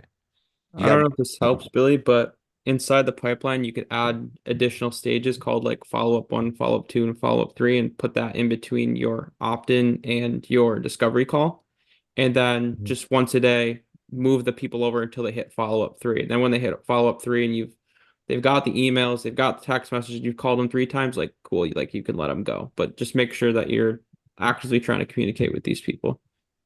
Okay, that makes sense. So if I do say call one of these business owners that just didn't even go through like they went into the opt-in, but they didn't go through straight to the application, do I just try and go straight to the discovery call, or what do I do? Do you just try and like qualify them immediately? Like You what's the process for that? Good question. So if someone opts in and they don't fill out the application, then you treat that call like the application, right? So it's like, hey, business owner, got your information, saw that you were interested in the free video commercial. Just want to let you know we had 2 spots available. Do you have like 10 minutes really quick? I just have a couple questions for you just to make sure that you'd be a good fit for us. Go through the questions, boom, and you're done. Now Okay. from there, you can kind of go from there, qualifying, disqualifying, and then you can book the call from there. Okay. Sweet. Yeah. Does that help a little bit, Billy? Yeah, that helps because I just feel like I just let maybe some leads go just because I just probably should have called them instead of like sending them an email or something. Yeah. So a few kind of like main takeaways just in summary is one, duplicate the ad set. Two, let us know. So when you duplicate, obviously like kill off the old ad sets. Two, let us know like tomorrow, Tuesday and Wednesday how things are going. The next thing is just whoever DMs you, great, but like that's not what we're looking for. What we're looking for is like we want to see you like call everybody. That's the main thing. Call them. I promise you. Just like Mason was saying, like you call them, dude. You call 10 people, bro. Like you're gonna get 4 people on the phone for sure. And then you just push them forward to the sales call. And if I'm you, again, you're kind of at a stage between a rock and a hard place. We know that, and we do this on purpose to challenge you guys. But it's like you call them every single day as well, so that if you don't get them day one, you're gonna try day two. If you don't get them day two, you're gonna try day three. And then what's gonna happen is some people you're gonna get on day three, and then you're gonna be able to push them to a sales call, and you might close that person. And then when you see the value of that, obviously you're gonna push that onto your team members and your clients as well. So those are kind of like 3 levers I would say we can pull going into this upcoming week, and I think that'll make a big difference for you. Cool. Yeah, I'll put try that stuff out. And then yeah, dude, like I would stay like I don't know, are you manually emailing people? Or are you like is it Yeah. automation? Well, I just kind of created like a little email template that I'm sending out to people. That's like, hey, I saw that you applied, or you put in your information for the free video commercial. What kind of stop you from going further? And then just kind of leave that door open. But How's that perform for you? Has I've anybody? gotten like nobody. Yeah. So Yeah. You want to call them, dude. Call them. Yeah, call them, cool. and that's going to help you much better. Yeah, call them. That's going to work way better than the email for sure. So that'll save you some time if you put the time instead of emailing, put that time towards calling people. Yeah. Can I ask Cool. a question based on what Mason said as far as the follow-up in the pipeline? Once you get through all those follow-ups, and it's a dead lead, do you just kind of delete it? Do you just take it off the pipeline? Do you remove it when you confirm that it's just a dead lead at that point, or do you save it for any other? You just leave it there. So Makes I have sense? another, yeah, no, I totally understand what you're saying. So I have another stage in my pipeline. I don't consider them dead leads, and once they come in through Go High Level, they're always going to remain on your contact list until you manually remove them. That being said, I have another section. Like for me in my business, it works a little bit different from like the free video commercial, but I'll have just basically another pipeline and a list of people that are, I call inactive leads. They're still leads, but they're just inactive. I haven't talked to them, I haven't spoken to them in a while. And whenever I have like a free resource, or if I make a YouTube video that's something that's super valuable to someone, I want to send it to them, I'll like hit up that specific pipeline for those people. So I'm still nurturing people that have I Yeah, talked to like 6 months ago. that's what I wanted to know. Okay, good. Thank you. Solid question, JB. Cool. Billy, does that help, dude? Are we good? In Yeah. terms of Yeah. what you focus on this upcoming week? Yeah. Absolutely. How are you feeling about stuff? Are you feeling you okay? I'm feeling good. I just kind of have just a lot going on. I had some business stuff that I had for my video production company that I've had on the calendar for the last couple months that I've had to work on this weekend. And I had to film a couple weddings and stuff this weekend. So it's just been a crazy, hectic week. So Anything else that we can Good. do to help? no, man, I just think I just been missing some pieces. That's kind of where I was at. Like I feel like I'm like, oh cool, I'm reaching out to some people, but I'm just not doing it in a way that probably would help. So it's good Yeah. to know that I should be calling every single person. Yeah. And dude, like, please, like, like let us know. Like if you sometimes again, it goes back to things like sometimes we don't even know, what questions to ask. We don't know. But if I'm you, dude, like please, like give us details, like give us all the details so that we can kind of notice these blind spots. So maybe you were kind of seeing that with Drew as I was doing that with him. I was kind of probing back and forth. I'm like, oh, here's the actual issue, bro. And so the more Mhm. you give me, the more you give Mason, the more we can kind of be like, oh, here are the blind spots, or here's what you should be doing, bro. And that'll save you so much time and energy, I promise you. So Yeah. like the more you can give us, the better. So this upcoming week, just keep us posted. If you want Monday, Wednesday, Friday, as you know, but like, dude, Monday, Tuesday, Wednesday, Thursday, Friday, the more you do, the more we can help you. Cool. Yeah, I'll do that for sure. Cool, man. All right, well, we'll circle back, man, if you have more questions. Yeah, for sure. Um, Mr. Almond, what's going on, bro? What's up? Chilling, bro. Long time. No, it's been a while. Yeah. Yeah, I've been like this whole SMS thing, like I feel like I'm kind of like fixated on it right now. Mhm. And I think one of the reasons is um that I haven't done it really up until this point. Actually, I've done it once, but the reason I really haven't done it up until this point is just because um I see it so valuable, and I don't like I'm like almost scared to do it in a way where like I'm scared to do it where like I just mess it up and all the people that were messaged like didn't get like we didn't make the most out of it. I think I'm finally at a place where I'm like, okay, if we have the package or the consultation, we have like the actual message scripts and stuff, then I feel like it's like I want to start pushing it. So I'm gonna do it with ND Med Spa, which is one of my clients, and then I guess my question was like, is there a way I can like bring it up on the launch call tomorrow in a way that's like, hey, like towards the end, we're gonna do a SMS activation campaign. Um, I don't know if that's something I should bring up because I haven't brought it up. We didn't bring it up at all. So You have is it a launch call or is it an onboarding call? tomorrow is a launch call with this is for Medrun Health. So Jordan. Okay. So here's what I would do with her. I have to look more. I mean, is there anything new that's really been that's different since? No, we just scheduled the launch call basically. So I remember, so we had a conversation with Jordan. Everything's cool. They want to move forward with the 247. Cool. You sent over these videos. They said they're ready to rock and roll this day. Okay. Yeah. So here's what I would do. On that launch call, you basically just tell her the game plan. Like step one, here's what we're doing. Step two, we're doing this. Step three, Cool. that's it. Mhm. So what we're gonna do is we're gonna roll with like, hey, what we're gonna do is we're gonna launch with the SMS thing. Actually, before you even do, here's what I would do. Remember, I said earlier we need to like ask people to get 100% clarity in terms of like who they work with and what kind of things they've tried. So step Mm-hmm. one, before we hop in, we got to ask the question of like, hey, what have you done this SMS campaign?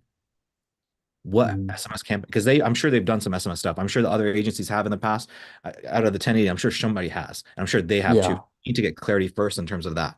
And I would say that if they haven't done an SMS blast in like the last 30 to 60 days, then we can go in with like, okay, great. So it sounds like you haven't done an SMS blast in the last 60 days, the last 30 days. This is a prime time for us to go and do another one. So the first thing we're gonna do is we're gonna launch with this. We're gonna get the SMS blast, and our goal is to get her as many consultations for free as possible. And here's how we're gonna do it step by step. Da da da da da da da. Right. We got to be Yeah, the only reason I am like hesitating to do that is because a part of the SMS like messages is that hey, we rolled out this new package, and then we offer free bonuses to get people to that package. So it'd be a whole thing of like making sure we have those packages as well as making sure that like they confirm what bonuses they do. Like these are definitely things I wish we did like I wish I thought of like on the onboarding or like.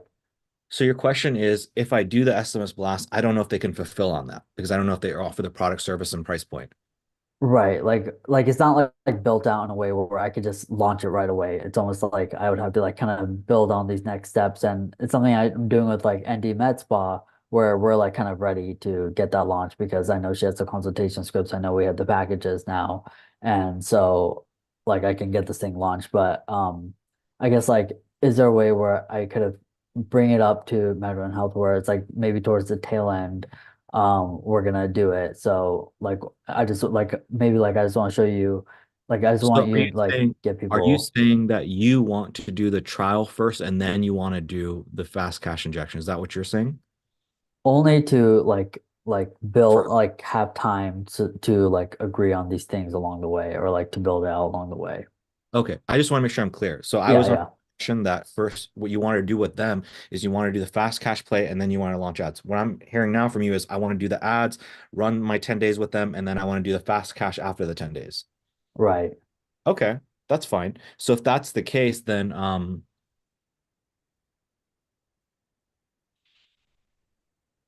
if that's the case, then Do you have a scheduled meeting after the 10 days? Yeah, I brought it up to them. I think yeah, I think I brought it up in the Loom video. I actually don't know if Dr. Mickey like confirmed that call at the end. so I Mace, I know where you're kind of getting at. You're getting at probably like having a conversation on that call about this stuff, yeah? Yeah, but I was gonna say send a Loom video before the call, and then you could have the call scheduled out, and you could say like, here's what we accomplished, blah, blah, blah, and here are the next steps, blah, blah, blah. Like that's what I would have done, yeah. So it based off of like this specific situation, I think Aman, like you're bang on. Like let's focus on doing what we need to do for the first 10 days because we've committed to that and they've agreed to that and that's what their expectation Right. is. Mhm. And then once we have a shift in the conversation, kind of have a break, which is like, okay, how are you feeling about stuff? She'll be like, oh, I feel amazing. Da, da, da. It's like, okay, great. Before I let you go, I wanted to ask you a few questions because what we typically do actually before we launch ads, we do a fast cash injection and then we actually launch ads. And here's what a fast cash injection is. Quick 5 minutes to explain it. Then she's like, "Oh, that sounds cool. Do you mind if I do you have just a few 10 minutes where I can ask you a few questions so I can build this out for you guys after the 10 days for us to launch that for you? I'd love to keep the momentum going where after we launch the ads, we go right into this." She's gonna say, "Yeah." Then you go and ask all the questions to allow you to build it out. Then she's gonna be like, Okay. "Cool." And then we can end the call from there. Okay, cool. Okay, so it won't be necessarily part of the trial, but at the end, like once we get to this point, then we're gonna go ahead and launch this and then maybe get them on a call from there or not Yeah, even like mention. it doesn't matter whether it's part of the trial, not part of the trial. It doesn't really matter. Like Okay. all that matters is you get the information you need to get. One, two, Okay. one, you need to get the information you need to get, and two, the stuff actually needs to work, obviously, which I assume is going to work. Three, we need to make sure that we have a touch point with them every single day for the 10 days. So assuming the ads funnel work, everything works, assume we have a touch point with Jordan every single day, make sure she's good, then everything's gonna be super smooth going to day 10. And we'll know by like around day 8, 9, 10, we'll know if things are smooth or not. And then by then we'll send, we'll say, hey, she'll be like, oh, everything's cool. By day 9, we'll probably send over a Loom video, be like, okay, so we're wrapping up. Here's what's happening. Please let me know if you'd like to keep rolling. If you'd like to keep rolling. What we're going to do is we're just going to go ahead and keep the momentum going, and we're going to do our fast cash injection on day 11. And so you can start to expect these leads to come in, and we just roll right into it. And then we'll figure out when to do the proper like onboarding or take payment or whatever. We'll figure that out, but I would not stress or worry about that right now. Okay. Okay. Sounds good. You look like you're Um, thinking. huh. You look like you're Yeah, thinking. I just want, yeah, I guess I'm just want to make sure I frame it in a way where, she's not asking like, oh, okay, is this going to be like during the trial, after the trial, sort of thing. Like I just want to present like, hey, while we're running this, we're gonna build up these packages, and then you're gonna have enough phone calls to get really comfortable about like getting people in, and now we can hit all of your leads and or all of like your What's your concern? Like, what's the problem that we're trying to solve? What's the major concern of yours? um I guess just making sure it's framed in a way like you know, like that they know what to expect in terms of like is this included with the trial? Is this when is this going to be launched? Is this going to be after those sort of things? I would, In I case. would, I would literally like just listen back to like this call, bro, like 5 minutes ago and how I positioned it. Okay, yeah. Okay. Yeah. Just copy and paste those words. Okay. Sounds So yeah, good. towards the tail end, you have a conversation like, "Hey, Jordan, this is the fast guide injection. Here's exactly how it works. We like to actually roll these out for people before we actually get into ads. Does that make sense? It's because we want your cash flow policy." She's like, "Yeah, that actually sounds really good. Makes sense. Do you mind if I ask you a few questions? Just make sure we build this out." And again, this is something that we're not going to do right now for the trial. After the trial, we're going to go right into it. Assuming you're happy, assuming Dr. Mickey's happy, we're just going to go roll right into it just to keep the momentum going. Does that make sense? She says, "Yeah." Okay. You build it out, Cool, and then cool. she's not going to think much of it. She's going to build it out with you, and yeah, that's me pretty much show. And then again, day 8, day 9 is when we can send over the Loom video. Also here, maybe make a note of this. I don't know that I want to, yeah. So it sounds like she's telling Dr. Mickey everything. She's being like a good like affiliate for us in terms of like a good spokesman. So I think one thing you might want to write down is we can say in the wording on the onboarding, say something along the lines of, also, does this all make sense? She said, yeah. Also, can you just fill Dr. Mickey on this kind of our plan of action, what we're going to be doing? And she's mostly going to say, yeah. And then as long as she kind of plants a seed in Dr. Mickey, this way by day 9, 10, when we send the Loom video over, it's not going to be a surprise. It should be like, oh, this is what Jordan was talking to me about. Right. Does that Okay. make so just a small little seed that we want to plant in her head. Got it. Cool. Questions? No, no, I think yeah, the only thing that's going through my head is like, okay, how am I gonna build out that package with her? Like I'll present the package and then just build it. Now, because this is what I did with ND Maxwell, where I'm like, hey, is there anything this package based off what offer we're running that's gonna work best in terms of leading the new patients towards this upsell? Is there any like specific services on here that you'd like to replace that you may not have? So like the IPL and even as well basically replace that with the carbon Hollywood facial. And then I just had her give me the full pricing of it, and then I'll crunch in the numbers for her. So I guess that's kind of where like Dr. Mickey would have more of a say on those specific things like package pricing. Which I So guess like yeah. So I get like, are you working backwards by saying, hey, so here's how the fast cash injection works. First, we SMS people, and then they take up this offer, and then from there they schedule a consultation for this offer, and then ultimately we're trying to sell this thing. Like, is Mhm. that's what I assume? Okay, so what I would do is I would probably have it like I don't know how you explain it to the other person, but I would probably have like a diagram of that going in to explain that to Jordan. And then I would literally just like, okay, so in order for this to work, Jordan, we have to work backwards. Is this something that you can help us out with? And again, we can have a conversation with Dr. Mickey about this, but can you help me kind of like have a guideline or a rough idea of what needs to be in terms of this package, and then this, and then this? And then see if she can give us the data, see if she can give us the ammunition, because she runs the show, dude. You know what I mean? Like, Yeah. the show, she should have a pretty good pulse on it. She might not know exactly what the price points are, but she should have a pretty good idea. Yeah.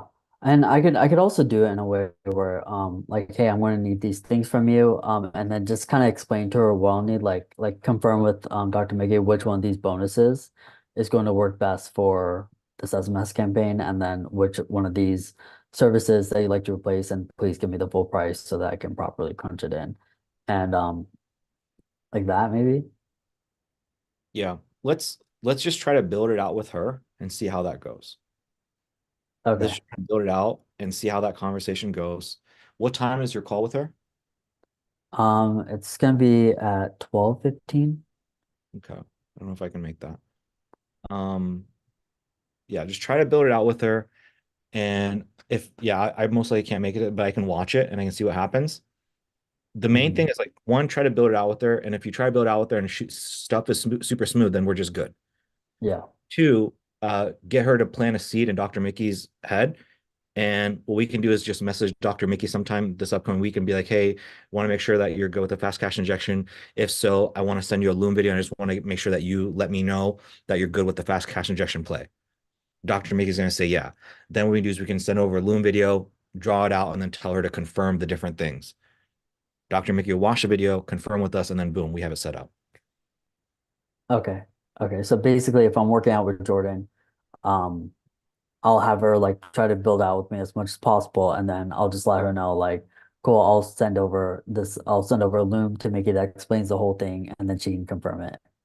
Yeah.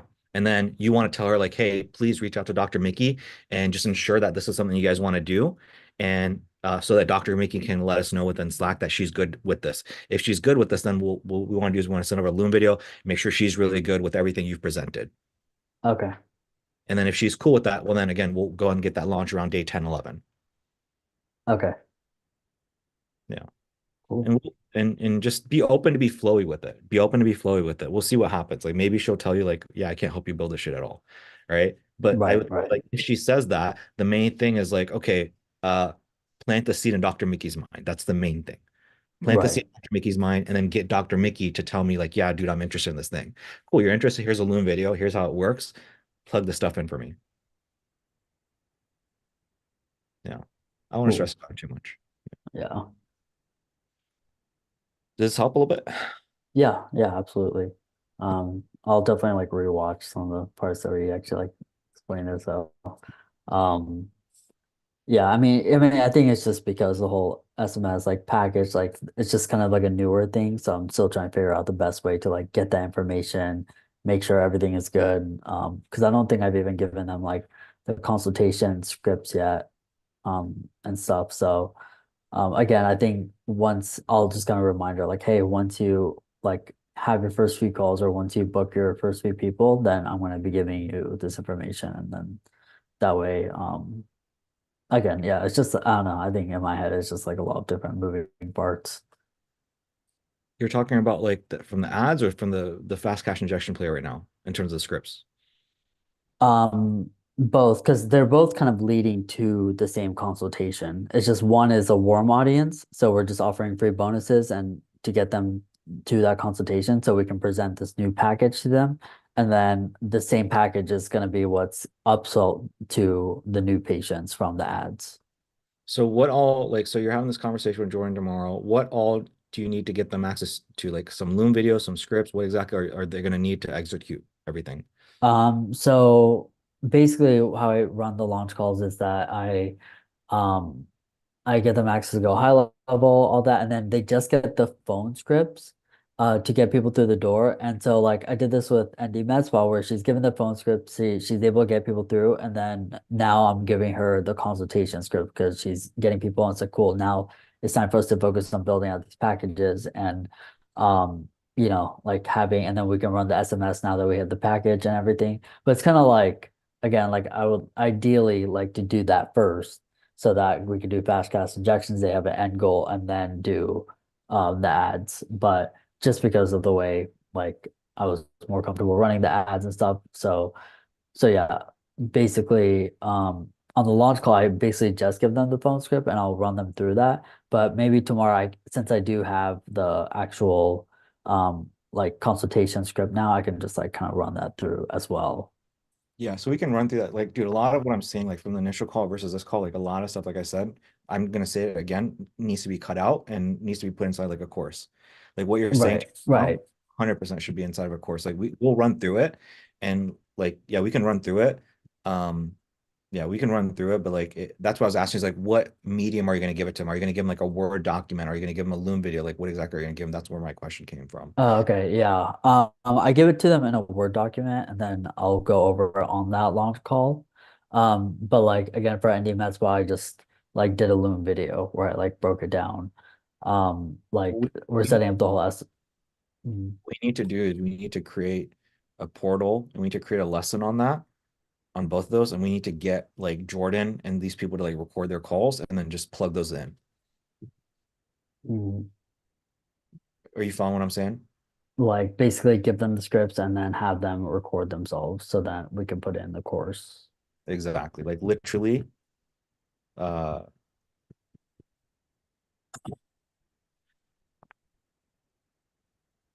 like we need to literally, like you should have something like this, like how to convert leads into appointments.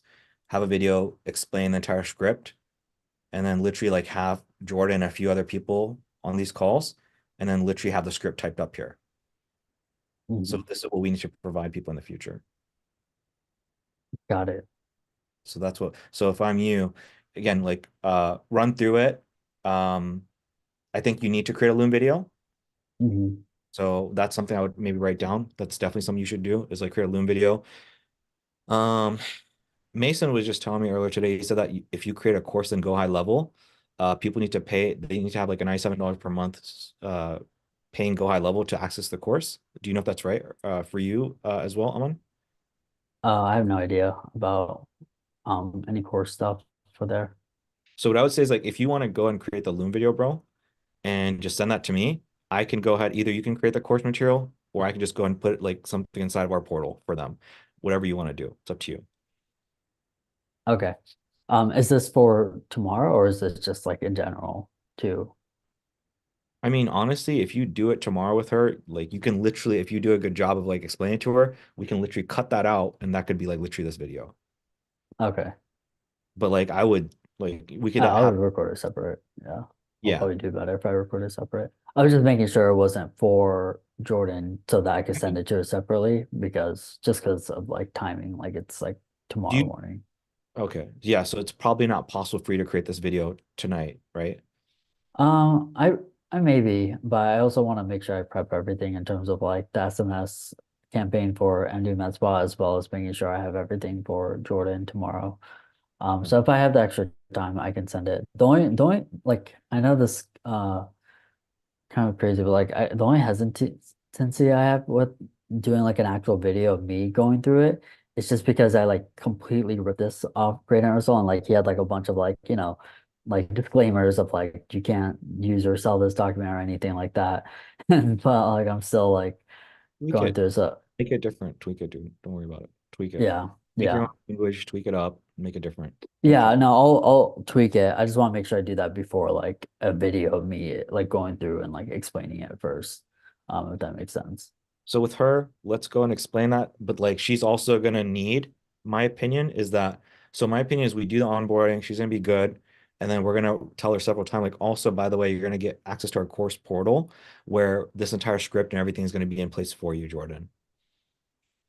And then we're gonna my suggestion is that when we launch the ads, we pretty much already have like this video and the script and everything in place for her to reference. Because like if she fucks up, everything fucks up. Okay, so rather than actually going through it with her, just let her know she's gonna be receiving the If course material. if you want to go through it with her, you can go through it with her. Mhm.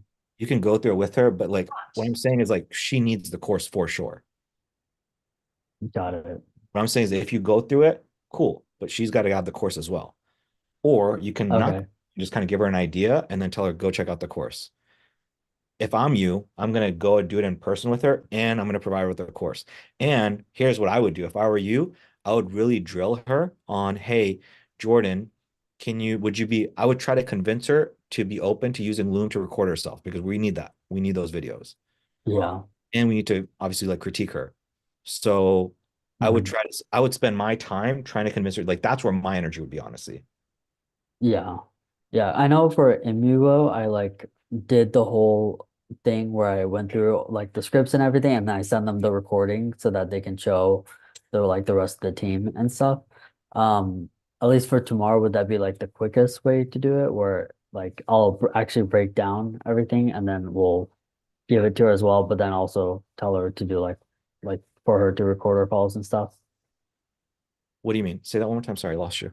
Like for Imuglow, like I basically went through everything, actually broke down the script, told them like everything in terms of like what they need, and then I sent it to them, like the recording of the call to them, and then like pinned it, and I gave them all the resources, like the phone script, like all the documents and everything. At least That's for tomorrow. that's fine. I mean, if that's fine, but like I don't we need to make this evergreen, you know what I mean? Yeah, I mean the ultimate goal is like to make it evergreen, just in terms of like time and just making sure I can get them something. Because if I like you can do that, bro. And if you want to Mhm. do it, if you feel like that's fine, like to do if I'm you, it's just like I don't how much time would go into like creating this video, like, hey, here's a script for when you hop on a conversation with a lead and here's the script for it. You know what I mean? Right. I don't know how much time that would take it. Like again, because I'm not in your shoes, I don't know like the nuances of it. Like maybe it could cost a lot of time. Maybe this is something that takes like 3 or 4 hours. And if you don't have 3 or 4 hours that you can put in tomorrow to do this, then yeah, I would say do what you got to do. But then I would also do this and I would pivot her attention to go into the course. Got it. So if I were to try to give you like the easiest thing, it's like do the call, explain it, and say, hey, look, you're gonna receive resources and documents and everything. She says, okay, good. I'm not stressing out about it. After the call, we have the recording, we have all the resources, and then right away immediately getting to work on this course. And then once the course is done, at least this section, we're gonna immediately draw our attention and say, hey, Jordan, I know I sent you these documents, but I actually like you to go inside the course, and this is much easier for you to digest it. It might actually be easier for you to digest it in the course than opposed to like these documents. This way you can just kind of keep the course open, keep a tab open, this so you can always reference these things. Yeah. Yeah. Realistically, We yeah. also need to get feedback on the course. I would tell you it's super important. Getting feedback on the course and seeing if they're digesting it, not digesting. Like just for example, you saw Jorge's call with the other dude, and he was saying like, yeah, they don't even go through the fucking course. To me, it's a huge red flag. That means that he's not nurturing people the right way, incentivizing them to actually go through course material. Mm, So if we get the course material and we actually see that they're actually watching it, they're actually using it, we know that we're in the right place. If they're not even going through the course material, they're not doing anything, then it's like we need to drill them better, nurture them better to actually want to go through a course and make it easier for them. So that's why I'm really drilling you on getting this stuff done. I hope that that's making sense now. Hopefully that's coming full circle. It's like this is so crucial, and we need to get data, Jordan, everybody, to refine this over and over again. right. Yeah, I mean, I can definitely get out a video just going through the script pretty quickly, and I guess I should do it for like the consultation and stuff and Everything. everything. I guess like my mind right now, like just outside of like my job is like to really get that SMS thing up and running for Andy Med Spa. And because I know there's gonna be like little nuances and making sure the AI set up and everything like that. Um, and then like this was like the other I see. aspect of it. So your number one priority. So priority number one is like getting them onboarded. Priority two is getting the SMS stuff taken care of from them. Priority three is maybe coming back here and creating the course. Yeah, I mean, ND Matchball is already on board. They're actually going towards the end of their package, and I want to get this SMS campaign like to get them in the green so that it makes sense for them to read. I understand. I understand. Mm, Yeah, I understand. What I'm simply saying is like I was kind of asking, I was like, how long is it gonna take you to create the course material on this and that? And what I'm understanding now, and correct me if I'm mistaken, is like I could do it, Kushik, but it's like, dude, I gotta take care of these ND Med Spa people. yeah, that's kind Yeah, of where my mind is at. yeah, dude, I get that. So yeah, I would say with her, like, do what you need to do tomorrow, get her the documents, get her everything, and we have to keep a pulse on her while you take care of what you need to do with NDMA, Med Spa, get them fast cash injection. Once they're good to go, then we circle our attention back to these people and get the course material and all that stuff. Yeah, so what I'll do tomorrow for Jordan is actually like thoroughly break down the script, and then I'll send her a recording, at least for now, and then I'll probably this week or this weekend actually like record all the things I'm doing constantly for my clients so that we at least have something that we can um like have as like a course. Yeah, that works. And I'm here, dude. Like send me stuff and I'll refine it. I'll go through and I'll tell you like this makes sense, doesn't make sense, whatever. Yeah, that's cool. Um, cool, man. Other thoughts, questions, comments, concerns? No, I think that covers it. Cool. You feeling good? Yep. Yep. Cool, man. All right. Well, if you have more questions, I'll circle back. Okay. Cool. Sounds good. Uh, Mr. Ethan, where you at, bro? I'm here, right here. What's going on, man? Not too much.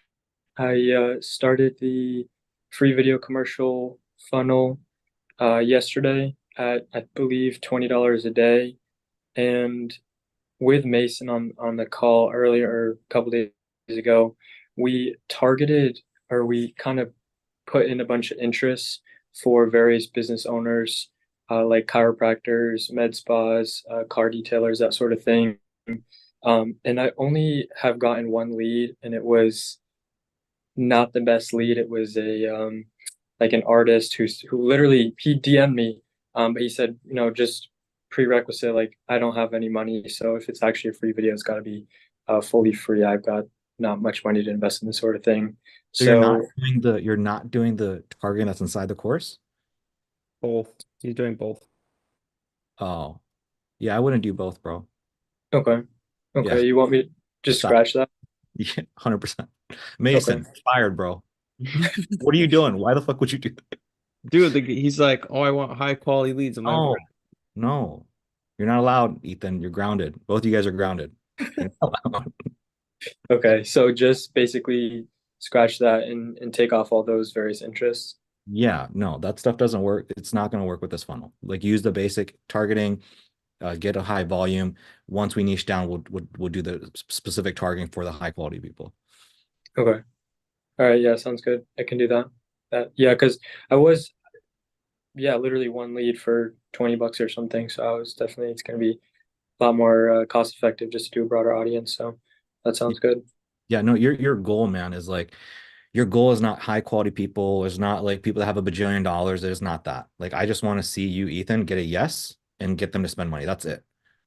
Like Okay. it does not matter, dude. Like I don't care if they've got $500 in a bank account. If you can get a yes from them, get $100 from them, that's all that matters. And if we have to refund them, we refund them. We move on to the next stage. That's all I want to see.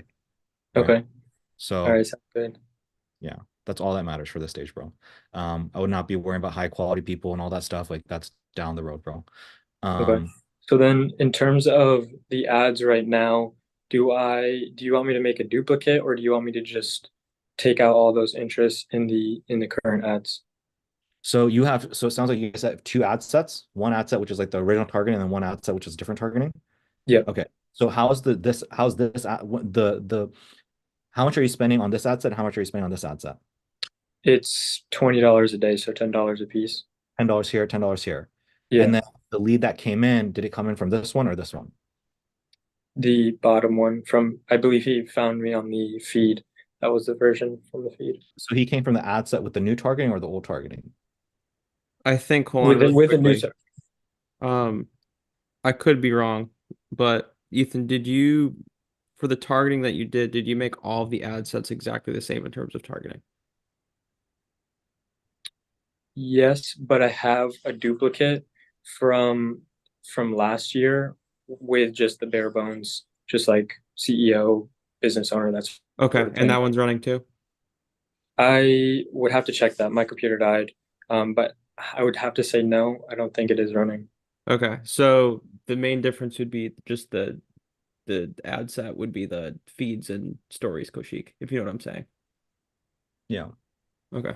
So here's just I'm not 100% sure what's going on, but here's what I will tell you what you want to do is you want to have one ad. So I would say that whichever one has like the new targeting, just kill that ad set, first of all. Okay. If you have an ad set that has the original targeting, then it could be good, it could be bad. I don't know if you're targeting feed and stories or just feeds or just stories. But what I would do is maybe just take that ad set, duplicate it twice, one for feeds and one for stories. Okay. So you should be running one ad set, feeds, old targeting, one ad set, old targeting, only stories. Okay. So $10 here, $10 here. Both of them same target. One is just feed and one is just stories. Okay. And Just- just $10 for, okay. $10 each one. And then kill off whatever you have right now going on. Let's do this and then let's see what happens. And your lead cost should be $2.50 to $20. So the fact that it is $20 is not actually terrible. That's actually within, it's on the higher end, but it's within range. So let's do this. Let's do that. And then why don't you keep me and Mason updated? I would assume, you can make the change like today, tomorrow. Yeah, I'll do that tonight. I'll Okay. get it updated, yeah, immediately. If you get an update tonight, then you can reach out to me and Mason, just kind of let us know what's happening on Tuesday, and then let us know what's happening on Wednesday. And then please like update your Excel sheet. Okay. And with your Excel sheet, don't use the data from up until now. Use the data starting today.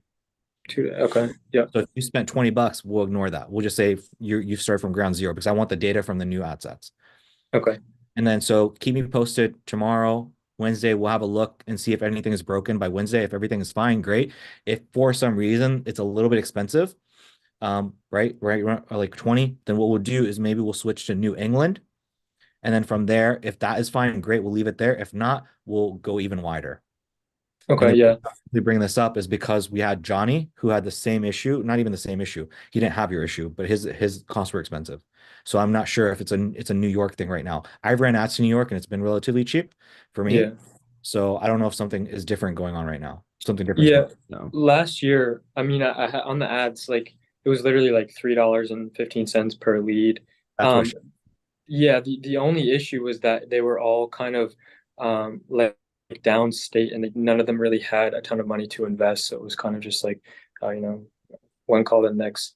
So, but yeah, I'll broaden it, and I'll keep you guys updated on the insights for the next couple days. Yeah. What I would say is like if you were getting $3.50 leads and they weren't the best leads, that's good. Like that's what we actually want to see.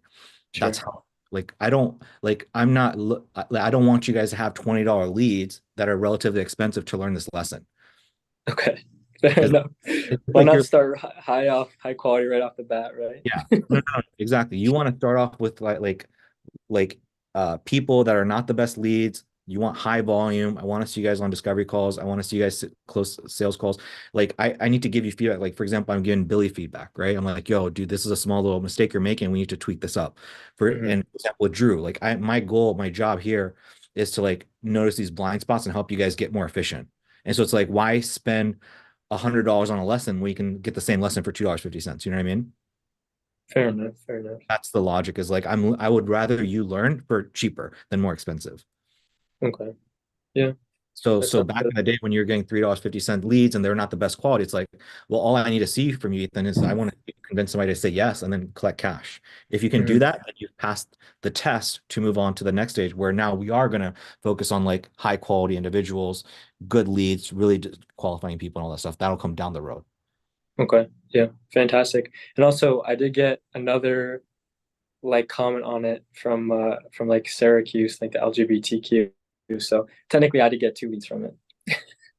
What do they comment? What do they comment? So it just said New York business owners, and they're like, does this apply to upstate New York? And I was like, yes, absolutely. And they're like, okay, what about Syracuse? I'm like, yes, of course, absolutely. Just fill out the application and I'll reach out to you as soon as possible. Did they just curious, did they go through the application? Did they go through the whole thing, or they didn't go through it?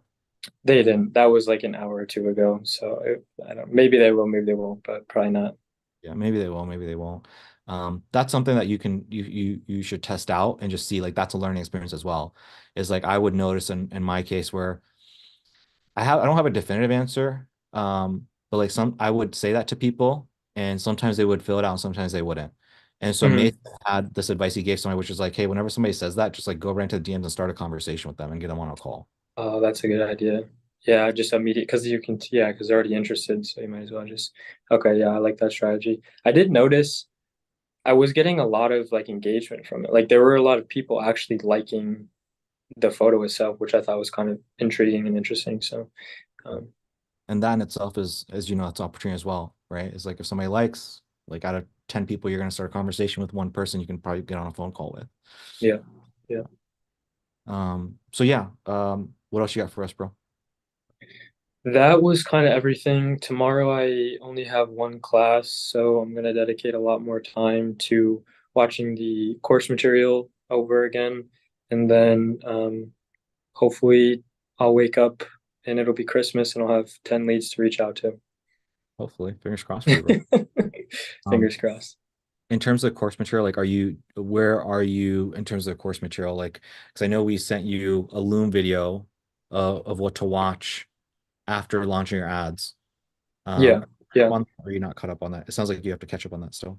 Yeah, I still need to catch up on that. My plan is to go through all of that tomorrow. Kind of just all that basic stuff. I did watch the video after setting up the ads, so I just have to go through that and complete that tomorrow. That's my to-do list tomorrow.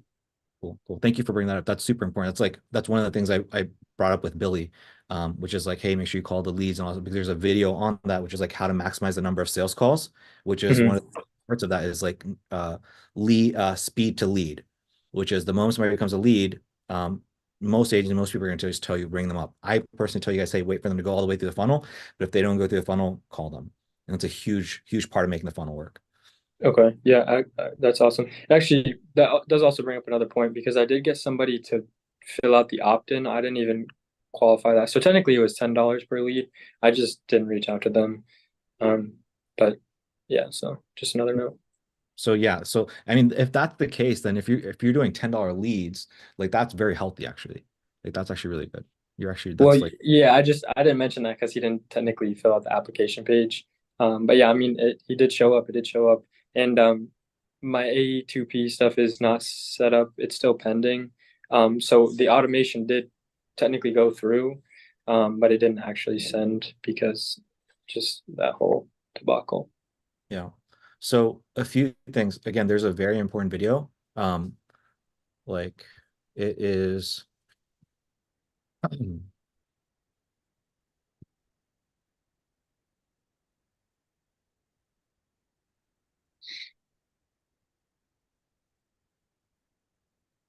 this video right here is probably one of the most important videos. How to book the maximum number of sales calls. Okay. And so a lot of people, you know, they wait for people to opt in and do the whole application, DM them. Like I said, like I was telling Billy, like that's not the base case. That's like the best case. This is you have to treat everybody this way. And this is what really builds up the muscles that we need you to build up. This stuff right here. This is the hard stuff. This is the stuff that challenges you and the stuff that's going to make you grow. You have to do this stuff to make the funnel work. Okay. Sweet. Yeah, absolutely. So definitely like, dude, please prioritize this video. It's going to help you out a lot.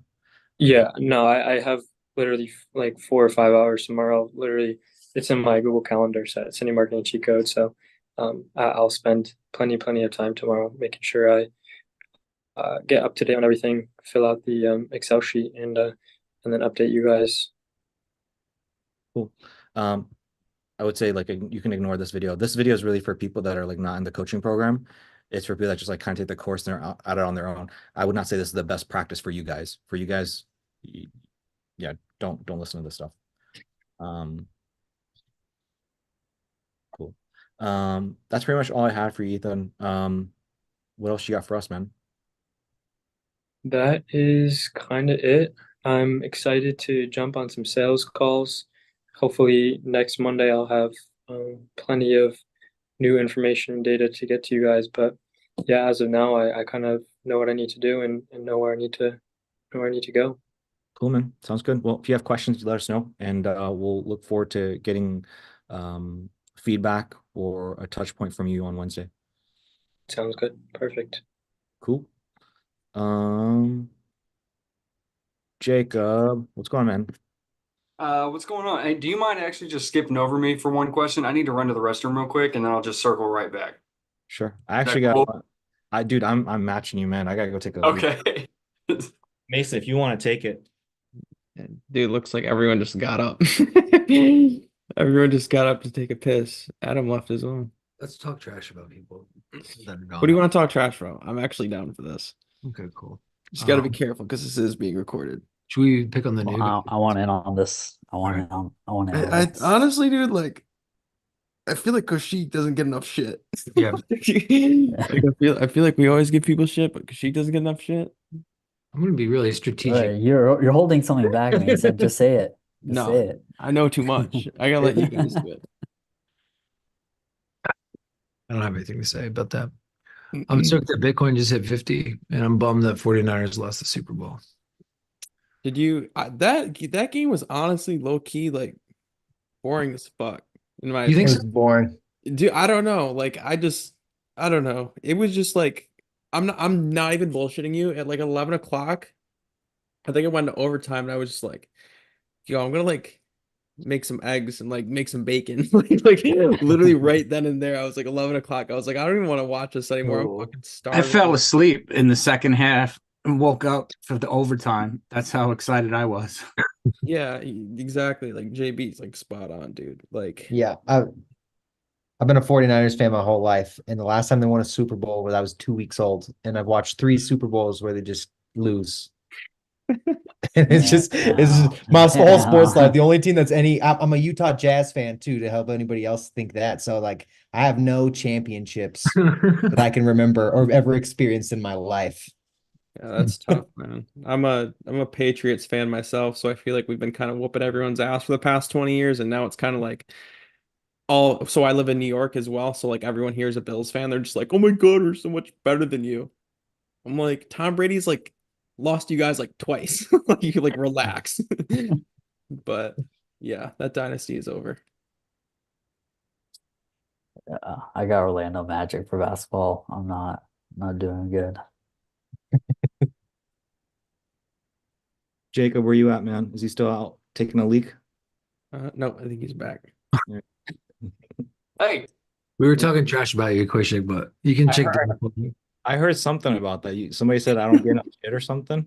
I don't know. You have to check back, man. You gotta go see who said that shit. I heard you, Mason. I know you were talking shit. Absolute scumbag. No, it wasn't me, dude. It's all good. I'll find out. Watch his back. I'll find out. Jacob, what's going on, man?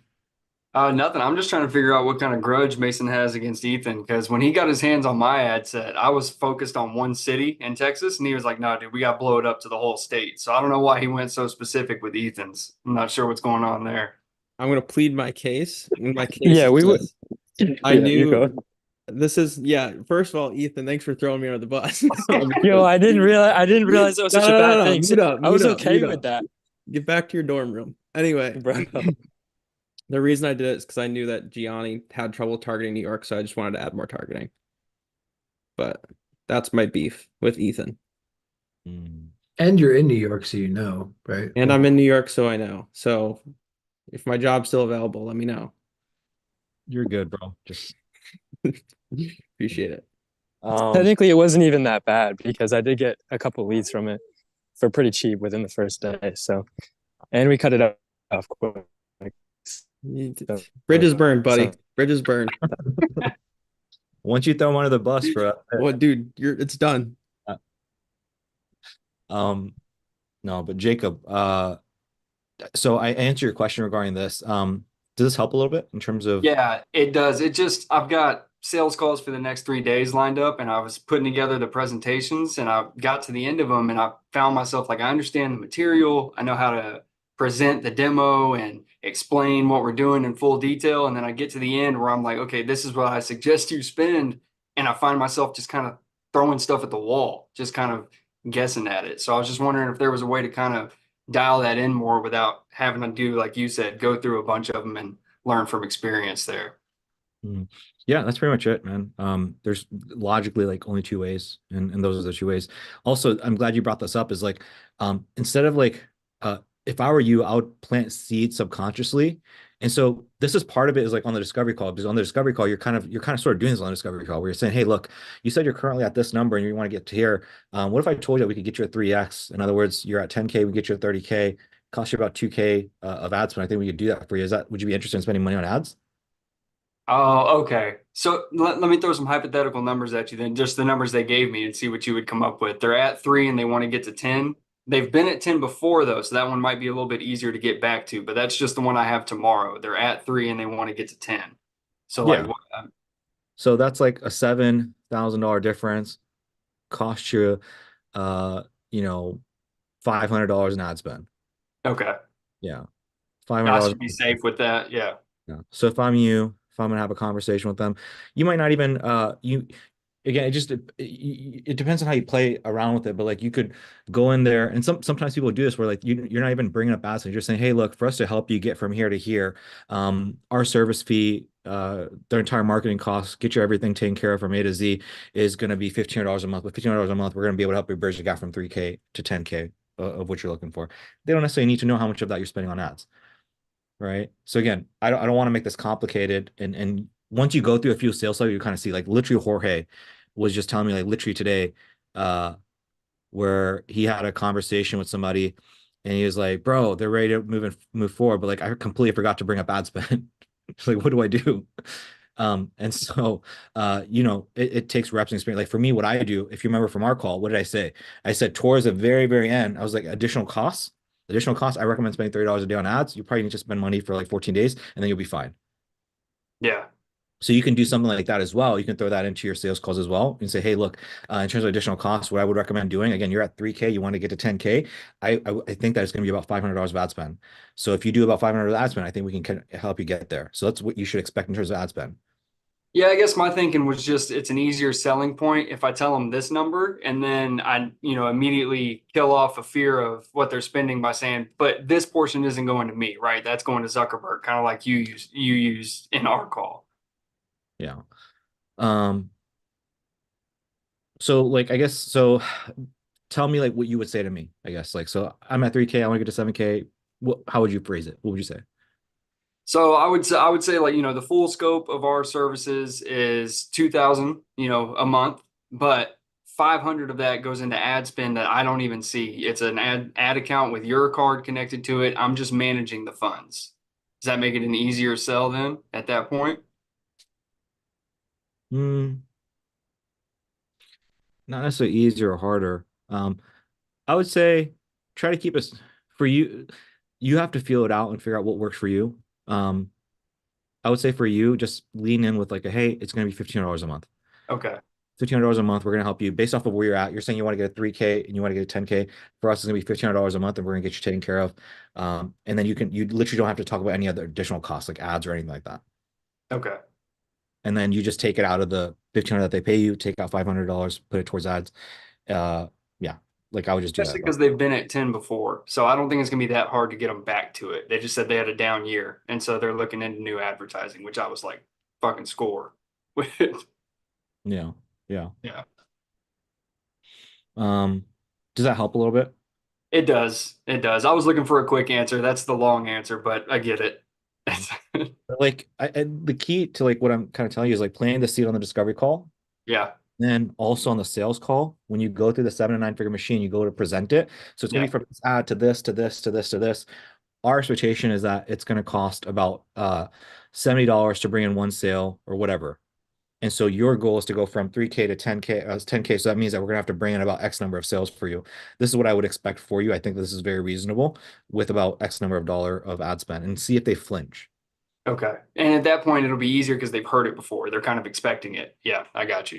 And then by the time you get to the sales call, like all the way to the bottom, we're presenting the price. So for us to help you in terms of your overall goal from 3 to 7K, it's going to be X number of dollars paid in. You can do like what I do, which is like the 3 months versus the monthly. That's what I would actually for you. I plan on doing that. Yeah. So, yeah. Okay, cool. That makes sense. Yeah. It set them up so that they're kind of expecting it. And that way it's less of a, yeah.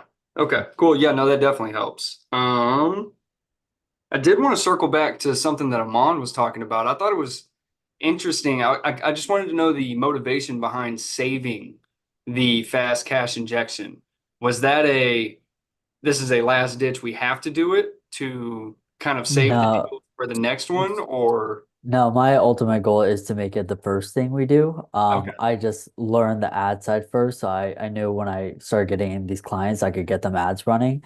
And right now I'm actually trying to learn that whole SMS, like what's the best way to get people through the door for through that. So it's just kind of like I'm like in this weird gray area where I'm like presenting it to some of my clients as like, hey, now that we're at this stage, we're gonna, I know you can get people through the door. I'm like making up an excuse why I'm implementing it now, but my goal moving forward is for anyone who comes in and they have a list is the very first thing we do, and Right. then we run ads. Yeah. Okay, cool. That makes sense. And then the other one was frequency of fast cash moves. Can you do them like once a quarter? Or, I mean, what's the experience on that? Yeah, and Mason's nodding his head. I think that's the move. It's like probably once a quarter. Okay, cool. Some people do them like literally like once a month. I Yeah, see. That's what that was. you I can thought get- that originally, but I felt like we would burn through most of the list. Because you can, you can do things like, April Fool's offer, a Valentine's offer. You can give a reason behind something. Okay, yeah, Dude, sign up for like freaking Fabletics, bro. Who here knows about Fabletics? yeah, me, yeah, Bro, how many emails do you get from them? yeah. Every day. Them and Fanatics. Fanatics is all over me. Insane, bro. Those brands, man. So, yeah, you can burn through people, burn through stuff. So you kind of have to like gauge it. Every niche is a little bit different, but like I feel like if you put a theme to it, that works out. Like putting themes to it. Also, guys, I was going over this while Alman was talking. I am gonna have Daniel hop in here. I guess I wanted to kind of get a vote. He hopped in, was working with dentists, and I told him to do the fast cash injection. He said that he basically bought her 12K worth of deals, maybe even 30K worth of through the fast cash injection, launch ads, and then brought her an additional 20K. So he's probably brought her like 50K, 30, 40, 50. Is this Aussie? Is this Aussie, Daniel? No. Oh. No, this is full-time filmmaker Daniel. You got it. So if you guys are interested, I was gonna have him come in and kind of do a presentation, show what he did in terms of fast cash injection and like getting his client results through Invisalign. Would you guys be interested in something like that? Yeah. I'm always open to new ideas. I will listen. Yeah. I think this would be solid. Like he came in and he was like, and just so you guys know who he is, it's just I thought it was really inspiring. I thought it'd be really cool for you guys. Because this is his post. Sorry, guys.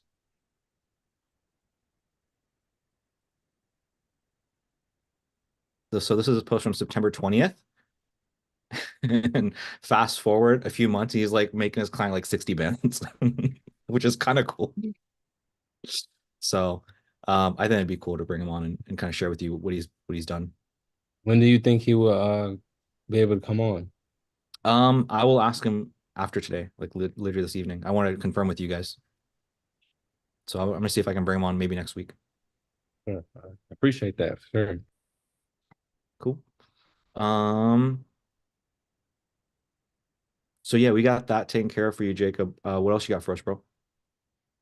That's it. It was just that question, and you had kind of answered it before the meeting, and then the stuff about the fast cash. I didn't know if Aman was doing like a certain strategy outside of the norm with them, or like if he was holding on to it to see if maybe if a client who's not doing well, if you can save the deal right there at the end. I didn't know if that's what he was doing. No, that's smart because so this is a little bit advanced, but like if you guys, again, this comes down when you niche down, but like if you guys can do something, and every niche is different, but if you can build like a Facebook community, an email list, and then the SMS, it's like you have 3 levers you can pull.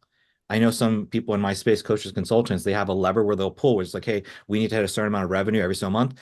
If we're a little bit behind, they will literally just blast out the email, SMS, whatever, just to try to bring people in through the door. So like once you're at that stage, like, yeah, you have these different channels you can kind of pull levers. So bang on in terms of bringing that up, Jacob. But like traditionally, in our world, you want to always lead with fast cash. Always. You want to get those easy wins as soon as possible. Okay, cool. Yeah, I was just curious on the methodology behind it. Yeah. And it's a beautiful thing, man. You practice that and figure out like the song and dance of like how you use that to say the right things to upsell people. It's a beautiful thing. Cool. That's it for me. Cool, man. Well, keep us posted, man. Sounds like you got 3 sales calls. Sounds really good, man. I'm excited to go over some of your sales calls next week. How are you feeling about everything? I'm feeling good. I'm feeling good.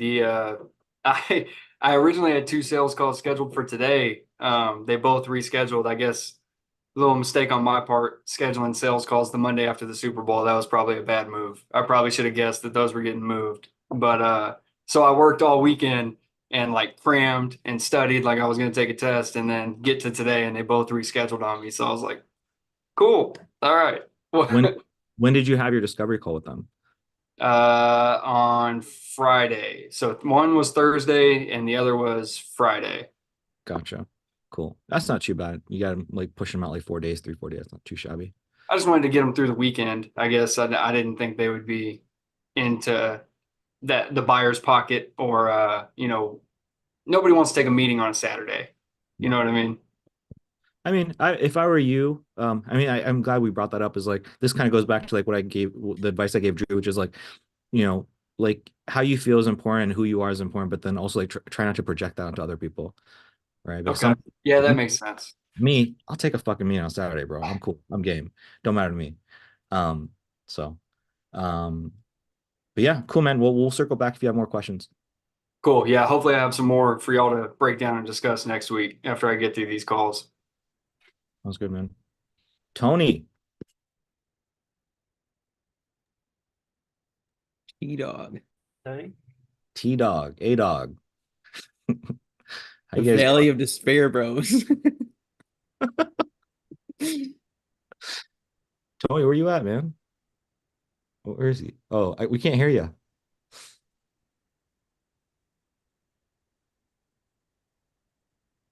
Sorry, I was in like Tab Mania just then. My apologies. You're good. Cool. So things are good. Sorry I'm late. We were on or I was on a 2-hour call with our niche owner for grooming salons for pets. And it was super dope. It took 2 hours.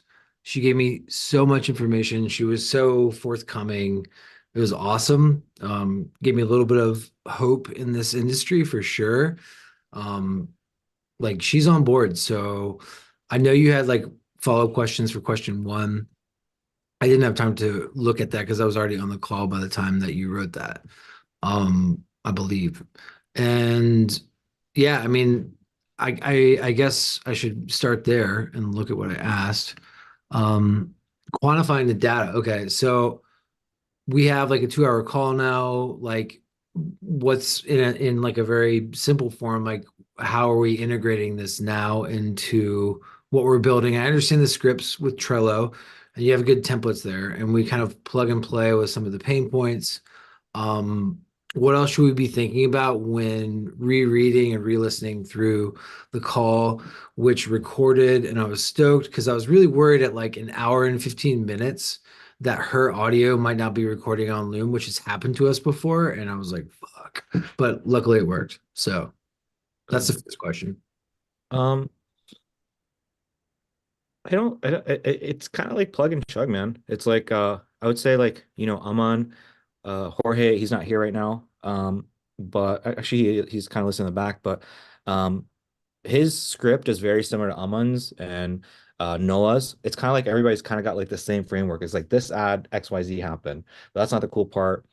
What we did is this that the niche wants. And here's what our offer is. So it's kind of like one framework. Noah's got like a different framework, I think. But it's just like kind of like plugging and chugging stuff in there. I got this ad from back in 2020, which is like, hey, business are shutting down, this COVID thing is happening, but what if I told you you can have this result? So how would I use that template today? It's like, oh, inflation is through the roof and da da da, and I'm willing to bet that your business owners are saying no to you. But what if I told you could still do XYZ? So it's like I'm kind of using it as a template. I'm just like plugging stuff in. Mm-hmm. So I feel like that's where we would start. And like way more specifically, like after talking to this person for 2 hours, you just know like way more specifically like what exact issues they have. You know what I mean?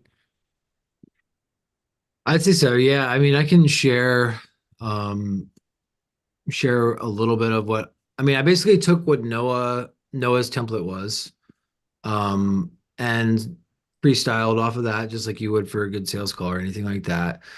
Everybody can see this now? Yes. Great. So, we started with sort of organically, what services, what apps she's using now, what she's paying, different types of ways to email blast, previous app services and what they offer.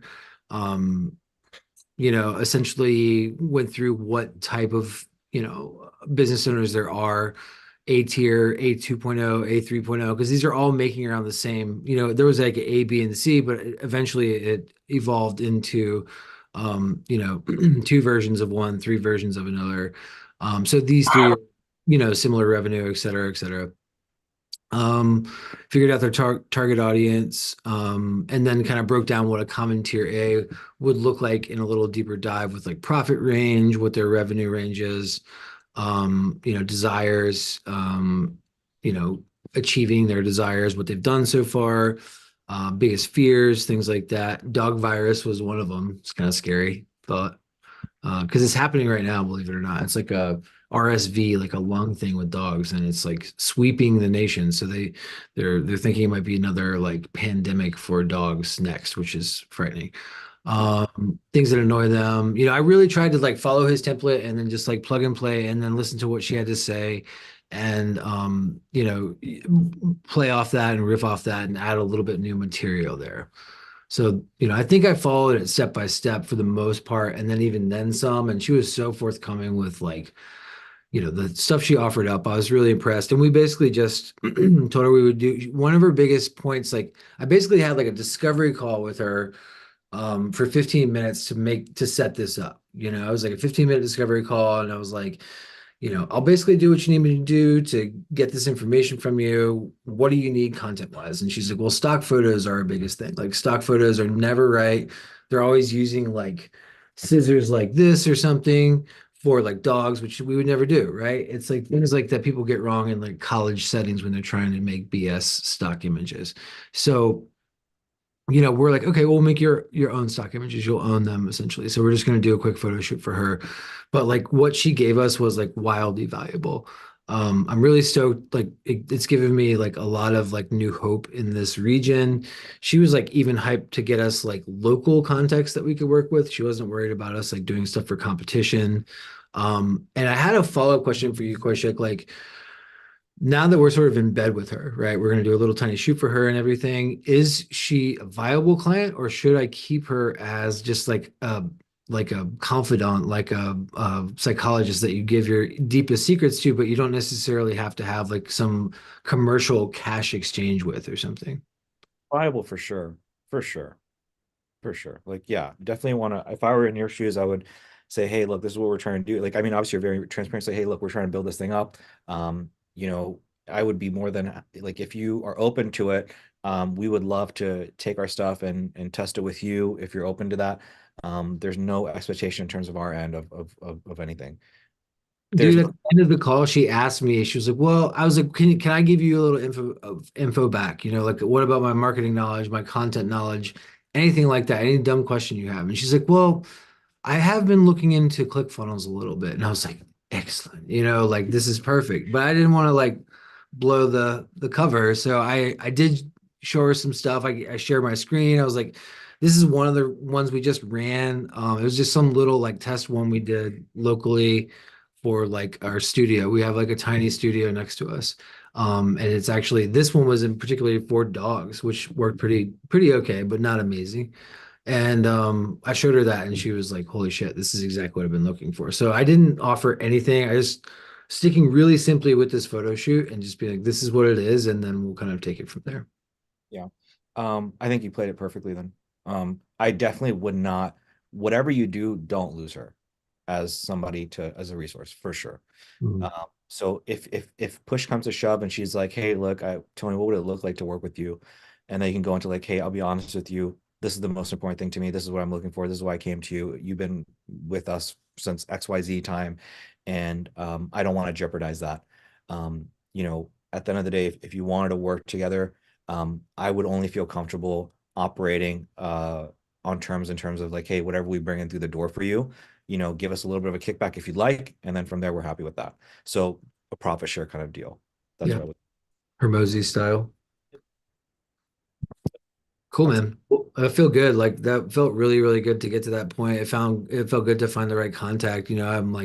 I've hung out with her in the past, not even thinking about her as being a contact. It's just dumb luck that we knew somebody. So we're gonna explore it for a few months and hopefully it wins. And like she gives us a lot of the sauce that we need to make it run. And I think she did already. The verbiage that you're using is really, I don't know if you were here when Noah was at that stage, like where you're at right now, but your words are very similar.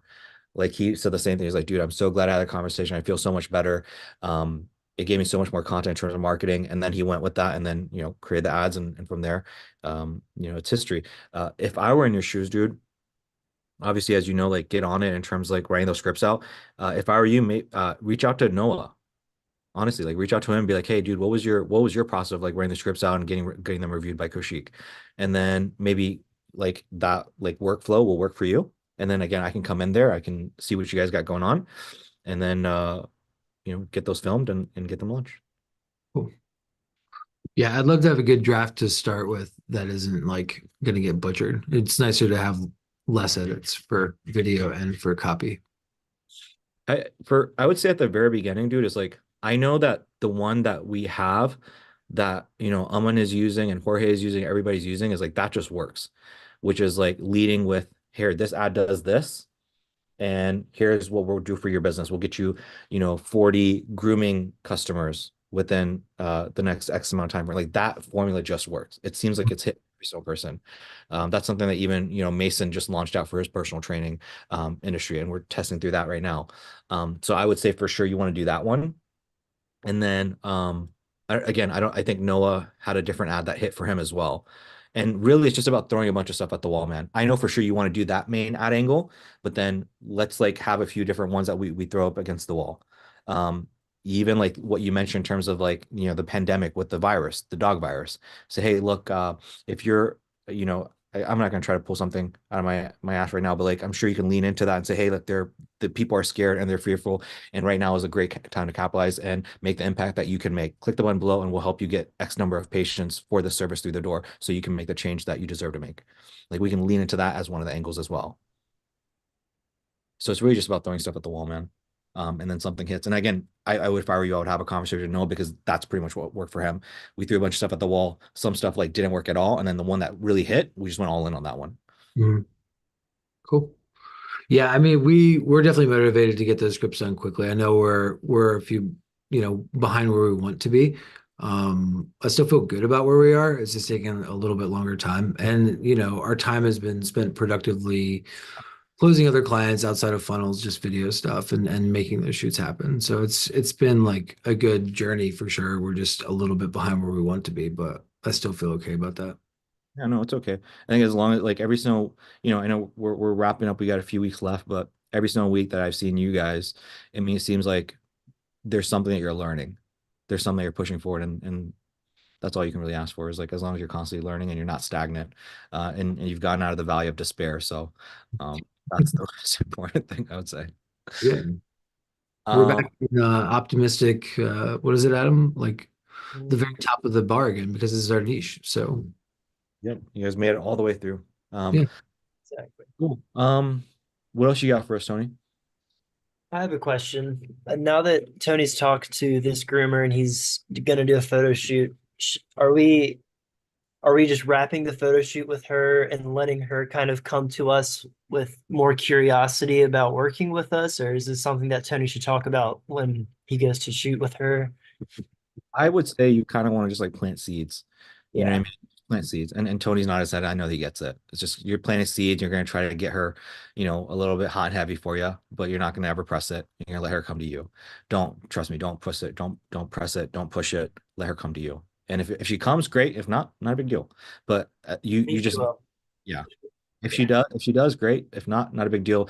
The most important thing is just like having her in your back pocket, because guess what? She's going to be able to create testimonial videos for you. Like she's the very first person. Like right now, you can literally probably set her up, do the photo shoot. You could probably like even get those photos launched on. You could probably even do like a very small little promo with those photos on her like Instagram, like some kind of a free offer or It's Nah, fine. probably trading Friday or Saturday. No. Hey, I'm gonna. Jorge, It's at 7. Of course. Well, sorry. So you guys could probably like launch photos and maybe like some kind of an Instagram like funnel or ad or something like that, just for the heck of it, just to just throw something out there. Actually, let me maybe that my mind is just in a place of like just trying to give her value, is what I'm saying. Maybe that's not so. Let me retract that, because if that doesn't work, you don't want to do that. If there's some things that you know of that works organically, try those. If you feel comfortable with that. Essentially, what I'm trying to say, ultimately, what I'm trying to lead to is she's one of the first people that you can get a testimonial from. That's what I'm ultimately trying to lead to. Do what is necessary to get a testimony from her. Gotcha. So like maybe using the content for some sort of organic campaign, in order to get a legit testimonial. So it's like we actually helped her with the campaign, not just making a post for her Facebook, pretty much. Hang on. But also at the same time, not making the first funnel experimentation, because Yeah, it would be more like we could come up with just an organic post that's like form shit on Facebook or something. yeah, like we're picking 5 winners. Here's how you enter. Tag 3 friends. Stuff like that. Exactly. Yeah. That sounds cool. But but to be clear, not to make her like our first big like funnel. It won't be a funnel. No, this will just be a organic campaign. Okay, cool. Yeah. Sounds good. Yep. So yeah, so I think we're on the same page, man. It's like just don't try to make money from her and potentially lose that. That's the big thing. Just give her value, get some testimonials, and get her to be a great spokesman for you. And that's kind of the key. Sick. I love it. Thanks. I'm excited. Trevante, you gotta head out, man. Yeah, I'm gonna send a loom up tomorrow morning. Okay. You got a quick question we can answer for you really quick before you head out, bro? Mine was kind of over some feedback as far as like not pushback, but like as far as like some people wanting to know more like I guess my background and credibility. As far as like, cause I had to rebrand. I couldn't use like my personal one because it had like music videos and a bunch of like it was kind of like a mix of personal. So like a lot of people have been kind of asking like, I want to know more about you and stuff like that. And obviously I'm trying to, if this is like a normal video call, I'll kind of show them a bunch of videos and stuff like that. But like I'm trying to like obviously not make the video the main focal point, like add that more value and marketing and stuff in. So I guess how do I address that? And then how do I kind of like kill that, I guess, in the beginning? I think I would need to watch one of your calls, bro. I would need to see it so I think I'll maybe pick up on a pattern. So I don't want to speak and just be like, oh, say this or say that, because I don't know exactly 100% what the issue is. It could be not probing enough. It could be not like planting seeds like, oh, Jane, that's so funny. It reminds you of this person that was just like you. When you say small things like that, well, then it's like, okay, he has this experience with this other person. So like those are small little things that you can say to plant seeds in people's minds to kind of get rid of that. Does anybody in here, Aman, Jacob, you haven't had a sales call yet. Who else? Tony, Adam, have you guys ran into that issue of like, hey, are you who you say you are? Is that kind of what you're getting at, Trevante? I kind of sort of like, for instance, like the intro that Mason gave earlier when he was like, hey, do you have a couple, 10 minutes just for me to ask you a few quick questions to find out more about your business? And this is with the salon, I guess, not salon owner, but the eyebrow tech, like person that offers services, but she also had like a school too. But like her first like words after that was like, well, I want to know more about you, like stuff like that. She was kind of like not aggressive, but she was just kind of like super like skeptical and obviously me, like I came on like, hey, how you doing? This is, XYZ and stuff like that. But she was kind of like that. And then my second call with the protein, wait, so pause. So you're telling me that you hopped on a sales call. Hey, how's it going? How's your day going? I'm gonna hop in here and we're gonna do this thing. And then she's like, before you can even start that, she's like, yo, before we go there, like, tell me about you first. Is that what you're saying? This is on the discovery call. Yeah. Oh, this is on the discovery call. Yeah. So she was like obviously I'm like, we're trying to make that introduction. She was just like, I don't really want to give you too much until I know something about you almost. Okay. So that we have that. Give me some other examples of other things that have occurred. And then the protein supplement guy, he was pretty cool. But he was just kind of like, because he has like I think like 10 or 12K followers on his personal because he has like a fitness like monster or whatever. And he was kind of just like, yeah, I saw the free video and stuff like this. And uh, you know, I can definitely help you out as far as getting you more following and stuff like that. So then he already kind of had a spectrum of like a I'll do this for you type deal type thing. And like I said, this was like a normal video call. Like I would just show him videos. It's like, okay, no, I'm actually am established, but like I didn't want to show like my old Instagram and stuff like that. Like I try to keep it within like the course material and stuff like that. But he just kind of like, you know, I feel like it's kind of hard, not hard, but obviously, you know, when I'm like, okay, I have like, I can't tell you I can get you a bunch of leads when you have more followers than me. Like, you know what I mean? That's kind of like I've been kind of running into. So what like so the first one, I get that one. You hop on a discovery call before you kind of get to say something. She kind of is aggressive and takes control of the conversation. With him, this is a sales call, this is a discovery call, or Discovery call. This is a discovery call. so where in that conversation did he kind of like say that to you? Kind of when I would just ask him like, tell me about your business, kind of like his background. Like he's from Omaha, so it's like 2-3 hours away from here. He was just like kind of telling me his history leading up to this point. And then he was just kind of like, because his pitch is kind of like he wants to gain awareness in small towns, like small town Iowa, small town Nebraska, stuff like that, about the protein and meal replacement stuff. He said he feels like that's not like a big awareness thing in small towns, and which, you know, that I guess it makes sense. And he was like, yeah, I'm really big for helping people out. And that's when he kind of just led into that afterwards. Yeah. I guess like my question to you is like, what question in the discovery call, like this is question 1, 2, 3, where did this come in? Like 2, 3, very beginning. So question And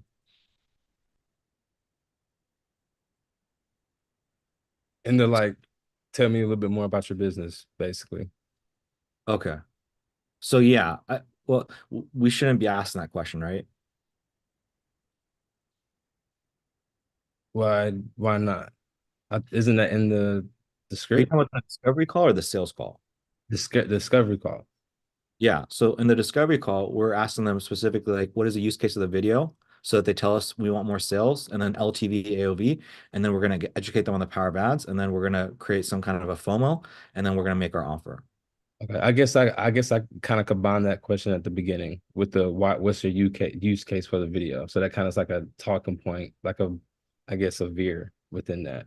So when you went into like that whole, hey, what's the use case of the video? He goes in, well, here's the thing, we got the supplement, we're doing good here. We want to get more awareness in this other location. Yeah. Okay. And And then it's all about helping people out. And when you offered the free video pertaining to that question, that's when he kind of subbed that answer in. Like I can help you out too, type deal. oh, so you feel like he kind of came to you like as a freebie seeker kind of deal.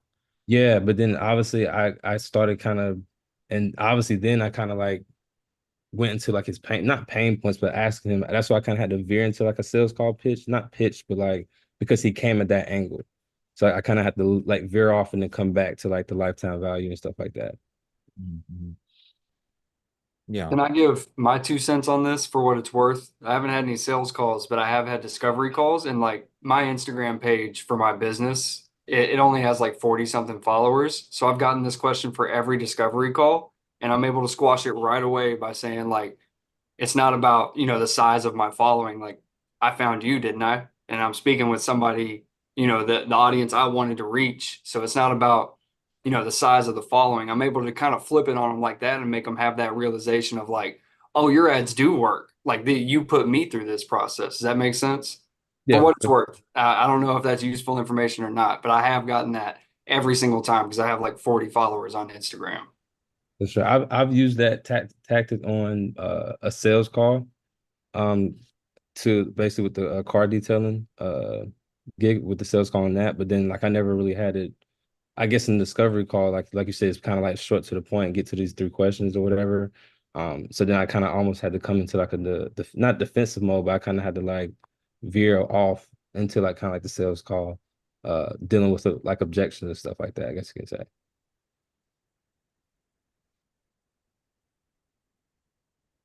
Do you have a recording of that, bro? By any chance? Not of the protein one, no. Okay. Yeah, I was gonna try to maybe see if I can have a look at it real quick. Yeah, it's hard to say, bro. It's hard to say without, you know, being kind of in the trenches and really hearing you.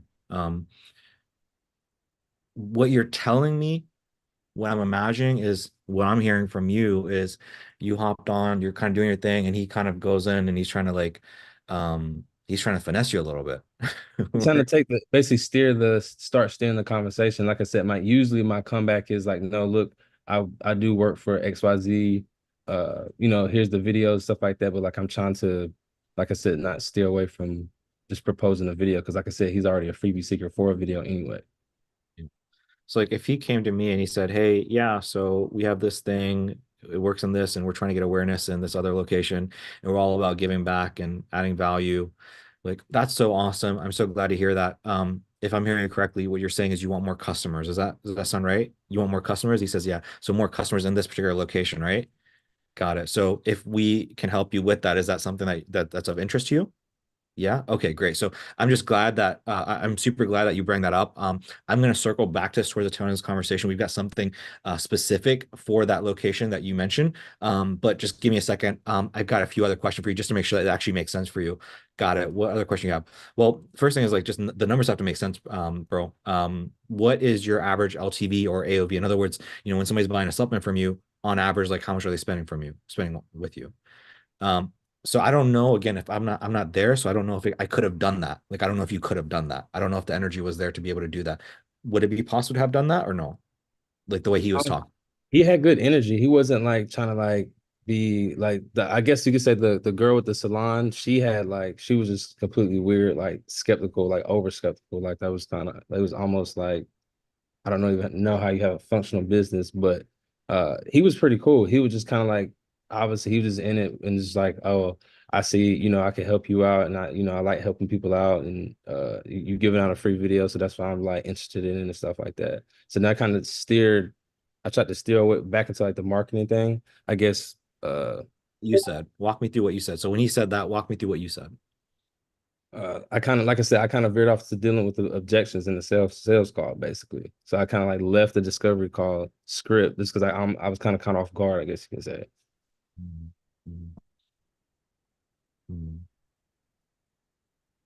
Yeah, I wish I could give you better advice, bro. Like I need to have seen it. I need to have heard it.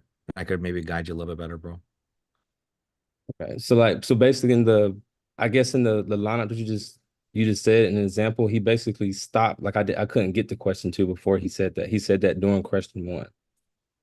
If that makes sense. Try so like, what should have been the response, I guess you could say. Let's try it. Let me take a few steps back. Try to remember to the best of your abilities, like the last like 2 or 3 sentences that he said, and try to say those back to me. And I'm going to try to think off the top of my feet and give you the appropriate answer that I would give him. He was just like, yeah, that's why I specify in small town because I like helping people out that need it. Especially like you, I can tell, you know, you probably need to get your brand out there, get your following up and stuff like that. And when I saw that she was giving out a free video, I definitely liked that. That's what, you know, drew me to you. And I think we can help each other out as far as me helping you out with a following and then you helping me out with a free video. Roger, that makes a whole lot of sense. So if I'm hearing you correctly, your major pain point is trying to expand. Does that sound about right? Okay. And then I would put it back that way. And then I would dive deeper and I would go back to like what I just said earlier, which is like, so the location that you have right now is California. It's like, yeah, so you're trying to go into these specific cities. Yeah. Okay. Gotcha. I'm going to share something with you that's really cool. That's going to kind of help you in terms of that goal. And I might even go when I go to like educate on the power of ads. For me, I kind of freestyle, I kind of figure out like what feels right. I might go into that thing of like, hey, so remember how you said you wanted to go to this particular town? Well, here's what I can tell you when it comes to paid advertising. With paid advertising, you can actually target somebody that likes sushi, has 2 cats, and lives in a particular street. In fact, that's how I found you. The reason you're seeing this ad right now is I specifically target this zip code. And so if you'd like, what we can do is we can actually target that area and hit them with a message that would really that they would really resonate with. Do you have any experience with paid ads? Is this something that's foreign to you or whatever? And then I would go a little bit deeper in terms of this and then build this hype. And then I would go into the offer here. It's almost like we've all heard of like women kind of shit testing men. Yeah. Mm-hmm. That's like imagine. And so what's the best way to get rid of a shit test? You don't even fucking hear it. Gotcha. So it's like he says that to you, and it's like I just completely forget. Another tip I'll give you, bro, is like sometimes you can like talk about yourself to put yourself on a pedestal and educate someone on who you are. And sometimes you just show people, right? It's like you can talk about it or you can show it. Right. And so in my what I mean by that is if you ask the right questions, that actually shows it. Because when you're asking a certain kind of question, when you're using a certain kind of language, like, dude, this guy's fucking smart as shit. Yeah. Does that make sense? So I don't have to like really talk about a whole bunch of like, yo, I'm a big shot. I know this, that. It's like the question I'm asking you, the way I'm using my vocabulary is projecting to you that I'm intelligent. I understand marketing ads. Does that make sense a little bit, bro? Yeah, for sure. So you're basically saying like when he says something like that with the shit test, basically kind of like veer it back as if you basically retake control of the conversation. Like so basically he tried to take control of the wheel. You basically like, no, this is what we're talking about, basically. And veer it back towards the marketing and stay on script that way. Because I kind of went to like not a defense mode, but like I kind of like explained myself in a way without showing the videos, which I knew I was like, fuck, I shouldn't be doing this right now. Because I started like acting like it was a sales call, like dealing with objections and stuff like that, which I shouldn't have been doing that. Yeah, I would say, yeah. So I'm glad you brought that up. Moving forward, bro, when you're on the discovery call, try to I would say like, yeah, don't reference anything in terms of sales call. Don't reference anything in terms of the sales objection handling stuff, right?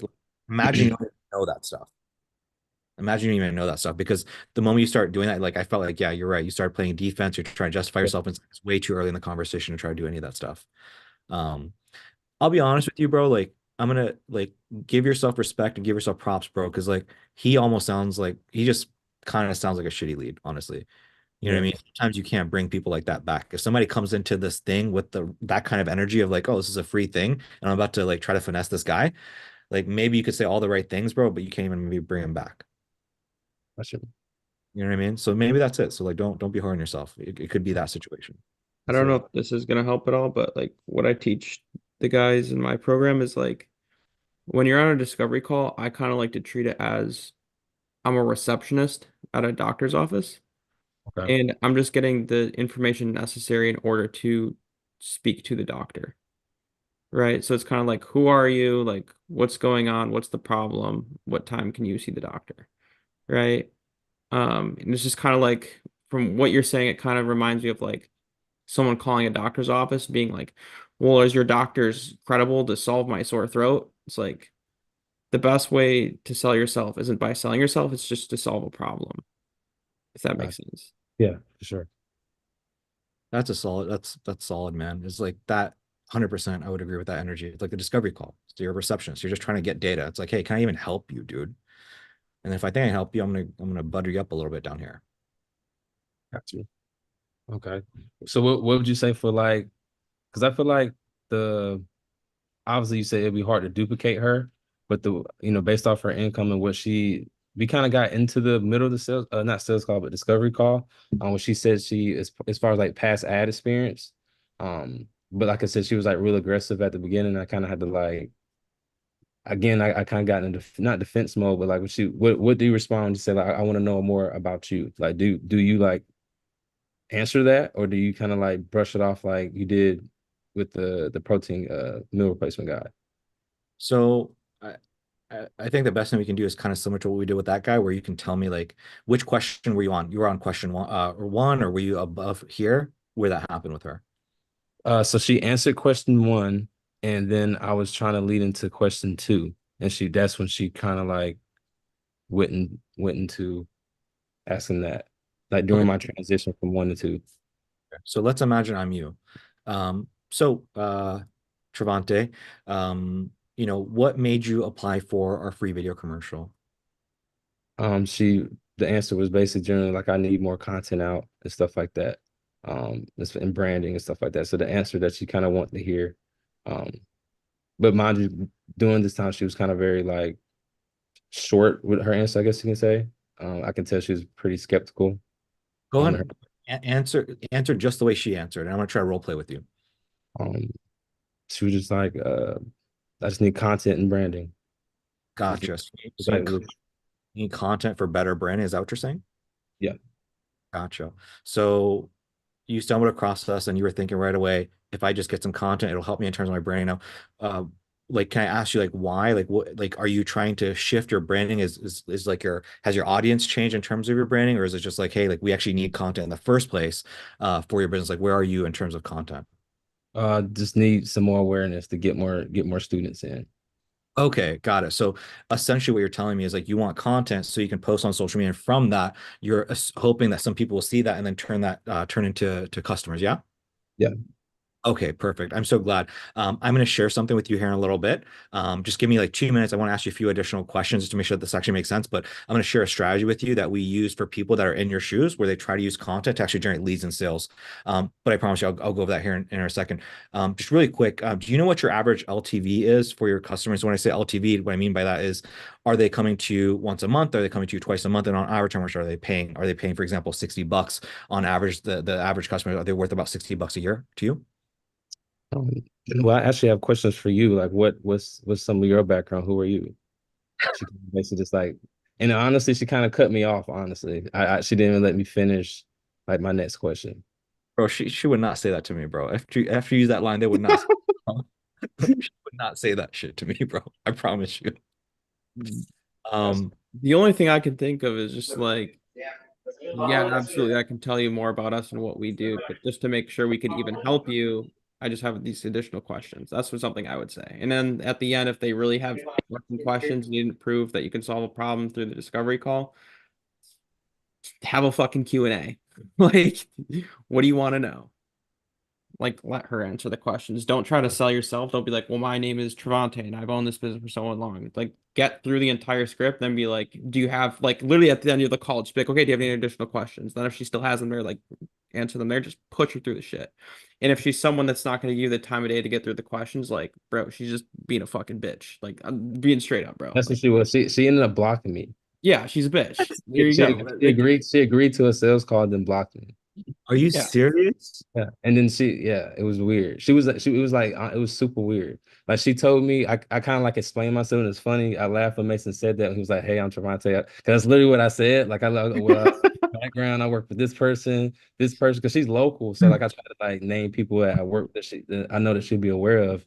And after that, I kind of like got to the educational power of ads, and she told me that she was working with somebody from Las Vegas, and she wasn't happy at all with them. Basically, I kind of like try to jump on the point like, well, we're actually gonna I forgot some bottlenecks in it, but basically I think it was another one where they wasn't like it was a lot of work on her. They wasn't actually fulfilling the promises that she said. And she met them once at like a Las Vegas convention or something like that.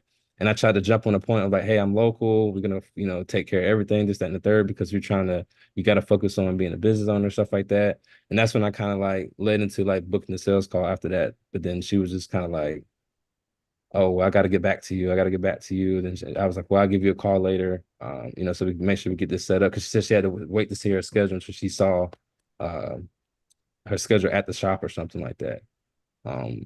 So then, yeah, she blocked me after that. We got blocked twice during the discovery call, sales call, purgatory as well. Adam accounted for one and I accounted for one. Whatever we did rubbed them the wrong way, and they're like, so it's all good. Yeah. I don't know. I think for me, what I like to do is I say this to Mason all the time, is just like use more words. And I think I told you that as well, Trevante, is like just use more words. If you just use more words, they're like that person's intelligent and they seem to know what the hell they're talking about. So I'm just gonna go with the flow. The shorter you are, the less words you use, the worse it is, I think. Okay, I can see that for sure. So like as you can see, like when I said like, hey, what is your LTV? I didn't just say like, hey, what's your LTV and when I say my LTV, this is what I mean. On average, are they coming in once a year, twice, spending $60? Like, what would you say is the average LTV? So I'm saying the thing, I'm explaining it. I'm asking like 4 different ways. I'm saying it again. So it's like, instead of using one sentence, I'm using like 5 or 6 sentences to say the same thing to make sure that they really understand it. I think for me, that helps. So maybe I can give you the tip and maybe we can try that, give that a test. Okay, for sure. So basically like talk more so much to the point where they kind of like start like, okay, he's talking above my level about my own business almost, and kind of like gain that credibility in a way.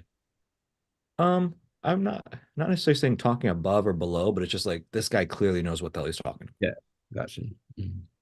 Yeah, I think that could help. Okay. Mhm. Does this help a little bit, Trevante? I know this is frustrating Yeah. for you. Sure, this is frustrating with those two people. I know. Yeah, for sure. And like I said, I'm not trying to go to the normal defense of like, here's my portfolio, my video, and then I'm gonna get right back to the same rat wheel that I'm in now. Like I said, I get consistent playing concerts for video, but like I said, I'm trying to actually get a business and not just like a basically like high paying hobby almost. So yeah.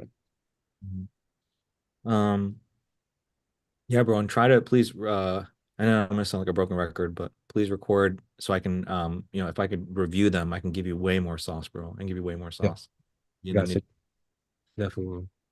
I had tried recording the girl that was like super skeptical, but I don't know if she was like, I don't know, trying to record me or something. It was like a weird echo. Like, so I would say something like, so I turned the loom off because I didn't know it was like if it was that doing it or something like that, but it wasn't. I think she had me on speaker or something like that, or I don't know. But when she took it off of that, and I just kind of just kept going with the call after that, didn't press re-record or nothing like that. That's all right. Um, what does your pipeline look like now, like in terms of this week? So basically, I was about to say in the Loom call, like I'm about to go back through, as far as because I haven't been going through like the calls as far as people that don't make it all the way through the application. I basically just been doing like strictly just with the script as far as just people that make it all the way through and actually send a DM and text and stuff like that. Obviously, gonna get some people that don't answer. I've been doing the calls with that, but as far as like my opt-in is like huge. I haven't like been digging through that. So like when you've been saying that tonight, I was like, oh shit, I can be doing that for sure as far as moving the needle for sure. Yeah, for sure, bro. Like I would tell you, I don't know if Drew's not here, but like I would say, um, next time Drew's here, I guess I wish I would have asked him, but like I would tell you he's been one of the best people in terms of that. I'm not trying to put him on a pedestal. I'm just like simply saying is like I saw him do that. I saw him religiously go through every single lead multiple times. So day one, day two, day three. And he said that he was able to take like something crazy, like 75% of people and get them booked into discovery call. Okay. So imagine that, bro. Imagine if you're saying your leads are like this, imagine taking like just 50% of those people and pushing them through. Imagine the amount of shots you'd be able to get in, bro. Got you. Yeah, I'm definitely gonna do that. When you said that for I think you said that for Drew, Billy when he was here, stuff like that. Yeah. So I'm definitely gonna Super this stuff right here, super crucial. This is the most important. I would say this is arguably the most important thing. Like in business and in life, I mean, like if this is the funnel, bro, and this is just important for everybody, is like I feel like most people think about like people going all the way through, and it's like this is like playing the game on easy, man. Like the truth is people are gonna come here. The mastery is putting people back in. The mastery is taking these people and figuring out how to put them back in. That's the thing that causes extra work, is figuring out the nuances. But that's where the money's made.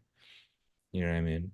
Yeah, for sure. That's where I've been lacking at. But hearing what you said tonight, I definitely see the value in that. So I'm definitely gonna that's the plan for this week. I obviously still doing with the people that make it all the way through, but I can like double my discovery and sales calls. I think if I did that for sure.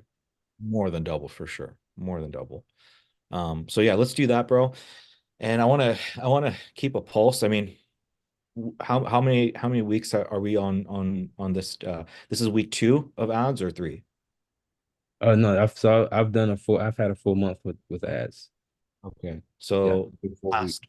this past week was week 4. Yeah, Okay. literally this past week. Was what's today's date? Yeah, so the 10th. The 10th. Yeah. How many leads do you feel like you have at this point? This like as far as going into like a sales call or people just like in general. Opt-ins, just opt-ins. See, I'll look right now. How many opt-ins, discovery calls, sales calls?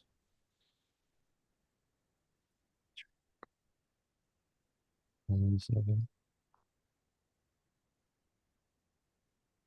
So as far as opt-ins, I have 40 opt-ins, but like it's a lot of like some of these are like music people, artists and stuff like that. So I would say actual business people, like obviously you can't, I'm not saying according to like quality of lead, but I'll say about 30 or 25. Like I've been getting a lot of like music labels and artists opt-ins just from like looking.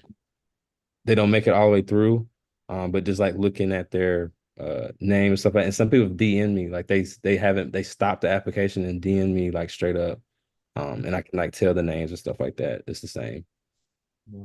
The reason I'm bringing this up is what I've come to find is like 1 out of 10 is solid. Okay. So you're telling me you got 40 leads, you should have really 4 solid sales calls. Gotcha. What the number should be. So it sounds like you had the car detailing guy, which was good. Yeah. At the real estate. The real estate guy, that was good.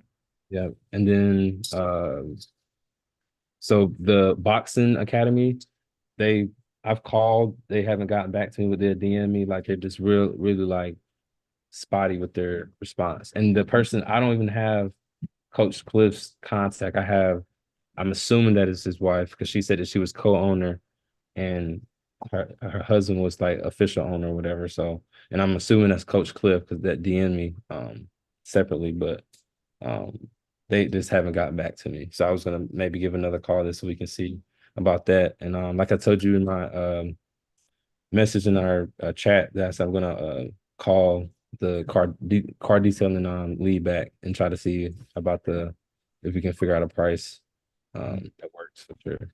Have you reached out or you haven't reached out to a car detailing guy yet? No, I couldn't today. The plan is to do it tomorrow. Well, I am going to do it tomorrow. Not the plan, but I'm going to do it tomorrow. So yeah, bro, I mean the numbers are fine then. Like if you got 40 leads and then you got about 4 solid people in through the pipeline, that's pretty average. That's pretty normal. So the ads look fine. The ads look normal to me. If we're 4 weeks in, bro, I would say I want to like this week we got to make the move.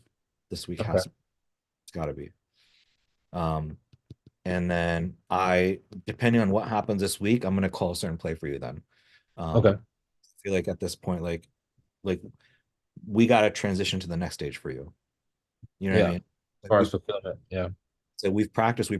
I think you get it. And I think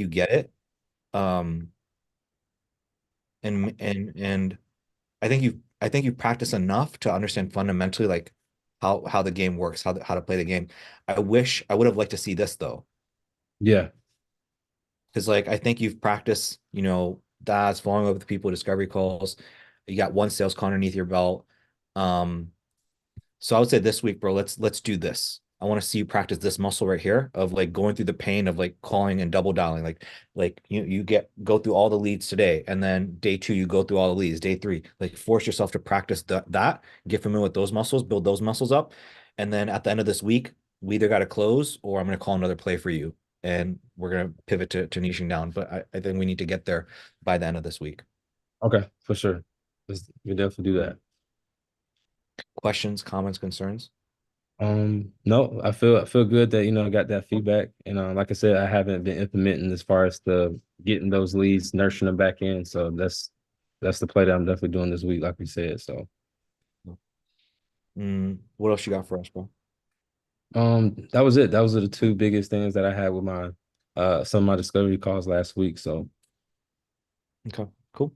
Things are good then. Well, I'll circle back if you're still around. I know you said you got to get going. But Tony, Adam, I pivoted towards Travante a little bit abruptly because I wanted to help him out before he left. Yeah, it's all good. yeah, thank you. Thank you. You're welcome, bro.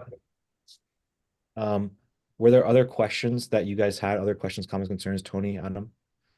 I don't think so, bro. We're definitely gonna hop on these scripts now that we have this information. I think that's the next step. So we'll get those over to you. I don't have any other questions or anything. Okay, Tony. Yeah, I mean, I'll probably have some questions based on her answers. I haven't really had a full time to digest it because it was like a 2-hour call that I had like butting up to this. There wasn't anything sticking out that I can really think of that's like a huge hurdle. What's a warning sign that a niche, like there's certain niches that seemingly don't work or funnel people don't try to hack. What's like a warning sign? Because we kind of talked about this with some, like, why, if it's so good, like why isn't everybody doing it, right? Like we did check like a lot of the locals and a lot of the top 10, let's say, on the Google page, and like nobody's running a pixel, not a single one of them. Barely any of them are running ads. North Carolina as a whole, I couldn't find any pet groomers in the top 10 lists in the biggest cities, North Carolina. Yeah, thank you. And they don't have like, it's not an issue where they have too much business. They can all use more business for sure. They all have room to grow. Some of them are struggling for sure. So it's just kind of strange. Like it seems very convertible. It's like $40 off and you put a cute AI picture of a poodle all dolled up and shit and whatever. But is there something that we should be looking for on the whole with this niche that we are kind of funneling down into, that would be like considered like a warning sign? There's really just two things I'm looking at, man. Is if you guys like, the most important thing right now is this. The most important thing is, can I get booked discovery and sales calls for $150 or less? That's the number one thing. If you guys can do that, everything else is figure outable in due time. Right? Like that's like literally, Jorge's not here right now, but like he had a call with a guy, a jujitsu business owner, does 300,000 a year, 250 profit. And I watched the entire call, great call, lots of value. And the biggest thing I saw in that call was, and I told Jorge, I was like, dude, literally, like, this guy's closing deals for like $300. Awesome sauce. Perfect. And his number one problem was just churn. Like he was losing out on clients. Like clients would hire him for like 4 months and then they would fire him because he wasn't getting them enough result. He wasn't making them much money. So Jorge, I mean, you can speak on it if you want. I'll just kind of ramble a little bit, but like the biggest thing I told Jorge, I was like, dude, here are a few levers that we pull. Like literally, this guy's making 250 profit. You literally decrease churn by 50% of what he's doing, and you're literally going to go from 250,000 profit to like 350 profit just by that small little shift. Do everything the exact same, get a little bit better at getting people results, and that's it. So the number one thing I'm looking at is like the first thing is like, can you consistently book discovery and sales calls and close them at a decent price? So if $50 or $150 to book a call, and Tony, I'm like looking at your sales skills, I'm looking at you and just the way you vibe, and I'm like, dude, you're gonna be fine as long as you can keep them between 50 to 150. As long as it's 50 to 150, I think you'll be okay. And then the second thing is like, okay, once that's done, now we just have to get better at getting people results. And that's where true mastery artistry comes in. That's when you do something. And that's what I was telling Jorge and Aman. I'm like saying it all it boils down to is just like, how much money can I make my clients? That's it. And I was explaining to the guys, I was saying to Jorge and Aman, I was like saying Hormozy is where he's at because the average gym owner was charging $60 a month and he figured out how to get them paid like $2,000 for a client and then upgrade that. And so money doesn't grow on trees, right? Money comes from somewhere. So the money that we get is from our clients, and the money that they get is from their customers. So our clients are not our customers. Our clients' customers are our customers. Mm-hmm. Yeah, that was actually from a podcast I listened to that he just dropped with the owner or the president of Shopify, and they were talking about how you shouldn't expect anything more than 10% of what you're making for your clients on the year. So if you want, $500,000 in revenue, you need to be making 10x that for your clients, which makes total sense. And like Shopify was like bonkers. I think Gym Launch was about that, but Shopify netted 5.6 billion last year, and they netted for their clients 200 billion plus. So they made 200 billion for their clients, or at least funneled it through, and they pulled in 5 billion. And that's like a service, right? So that makes total sense. And I was talking to Mason about this earlier, and we were talking about Go High Level and affiliates and everything. I was, explaining to him, Mason smiling, and I was like, dude, the only way to get Go High Level and do affiliates and stuff is like if you're giving people a tremendous amount of value that they stick with Go High Level because they have no choice but to. So like my number one thing is just like, how do I make people enough money that like they can't get rid of Go High Level, because then they would lose money. And if I can get them such great results that they'll stay with Go High Level, well, then I get paid. And so all that to say, like when you ask, I'm speaking a lot, I'm saying a lot of things, but like, it's just those two ends. Like, can I book discovery sales calls for $50 or $150? if I can, everything's gonna be okay. And all I have to do is figure out how do I help my clients make way more money. And so Hormozy, again, what did he do? He taught people how to, instead of go $60 per month, how do I charge $2,000? What am I doing? Instead of selling videos for a few $100 to maybe $5,000, how do I get you guys to charge your clients, 5, 6 figures? So there's more. So it's like, there's me, there's you, and then there's your customers. I don't see you as my customer, your client. I see your customers there.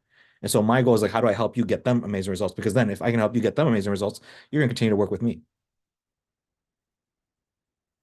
So it all goes back to that. Is like, it's just results, dude.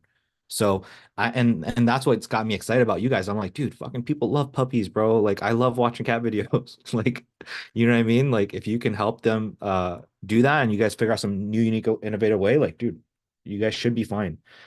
Yeah, that's my little rant. I hope that helps.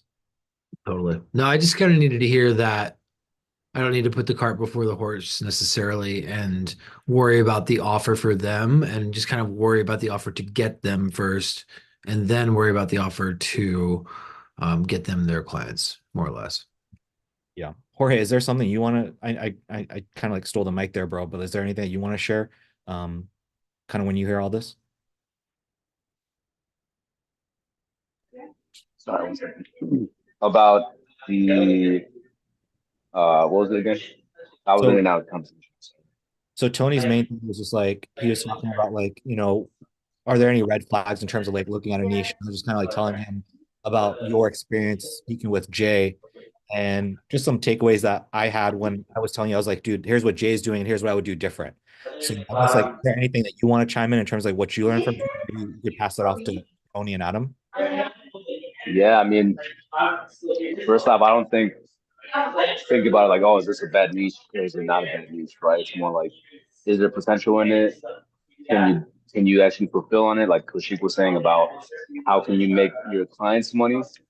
And yeah, basically just finding somebody, or you being that person to tap into that niche and figuring it out for yourself. Because with my call with Jay, the niche expert that I had, he dropped so much game on me that after Kushik kind of analyzed that call, he's like, okay, this is what he's doing wrong that we can apply to you, but we can make you do more money together, right? So that's just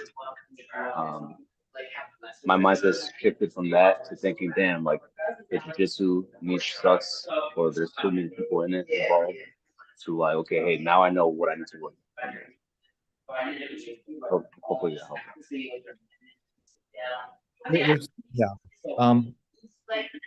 Okay. I think maybe some of the key takeaways that kind of what Jorge said that you can take away from that, Tony, is just like, if a niche sucks and somebody's doing that, like, what is the potential?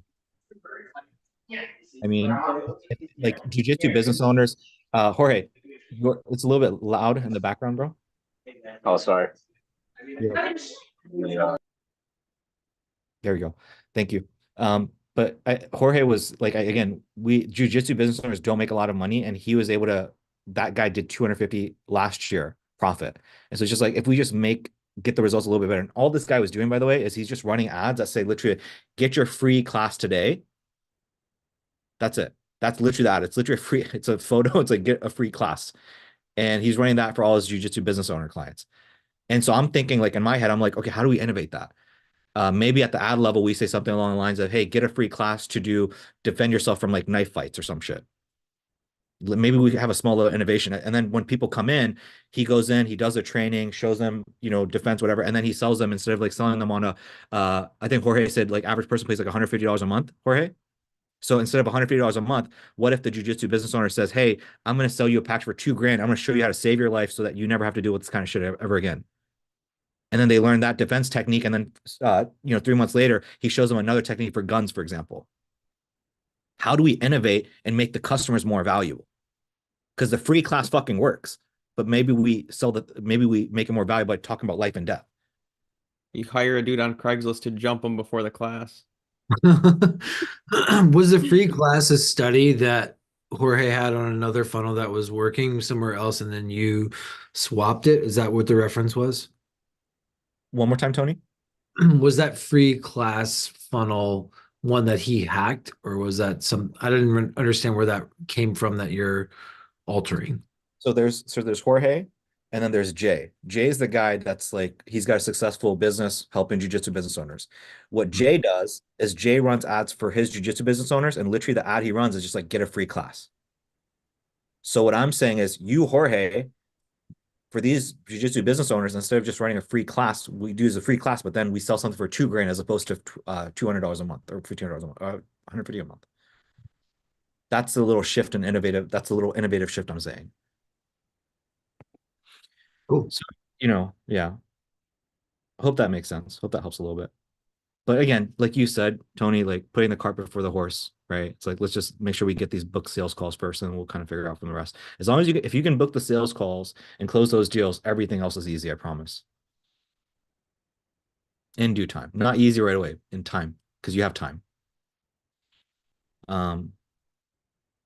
Tony, Adam, does that help a little bit, guys? Okay. Super. Thank you guys. Appreciate it. Thanks for your time. JB, what's going on, man? You're quiet today. How you doing? Good, man. Did Jorge go?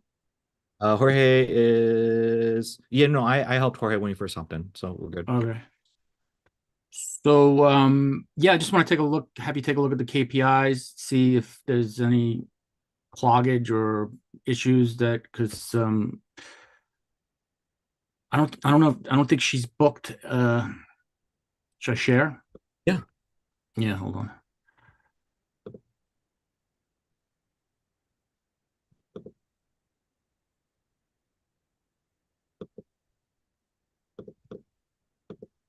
Okay. The heck is this? Am I doing this? That would be you. Yeah, like what is that? Oh, I gotta just get on like another page. What is that thing? Yeah, like whoa. Oh wait, it's me. So yeah, this is updated today. Anything in here? Look. So Can you zoom it in maybe just a little bit? Is it as small? Is the screen small? it looks like you got 135 link clicks, you got 13 leads. Yeah, trying to zoom in. What the heck? You can do it manually at the top. See where it says February on the Excel sheet? If you look up, it says 100%. If you want to just slam Oh, right. really quick. So do you remember what my numbers were because it's been a while. Like, do you remember what I said in terms of our lead cost and our cost per booking? Let's take a look real quick.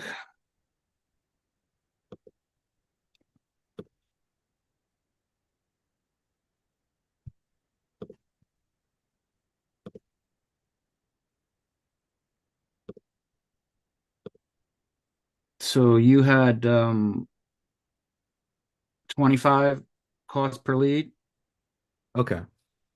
Gotcha. And $2 link click, and then I am 29. What was my CPM was? Hold on. CPM is 22, users 29. My click-through rate. If you scroll a little bit to the right, I'm curious what my click-through rate is.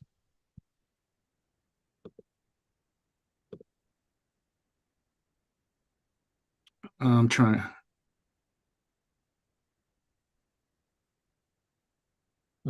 If you use the mouse and go forward, maybe I'll kind of hover to the right.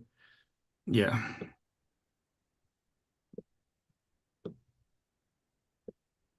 Nah. So, okay. Wait, hold. Yeah, that was about it. So, yeah, back and then cost per lead $85. It's high. Yeah, it's a little bit higher. And this is yeah. Hold on a second. Wait, how is it? I guess I'm confused. Maybe the numbers are messed up because it says you spent $250 in ad spend and you got 13 leads. Well, I spent more than that. Well, here's the actual. So $450 in ad spend and 13 leads.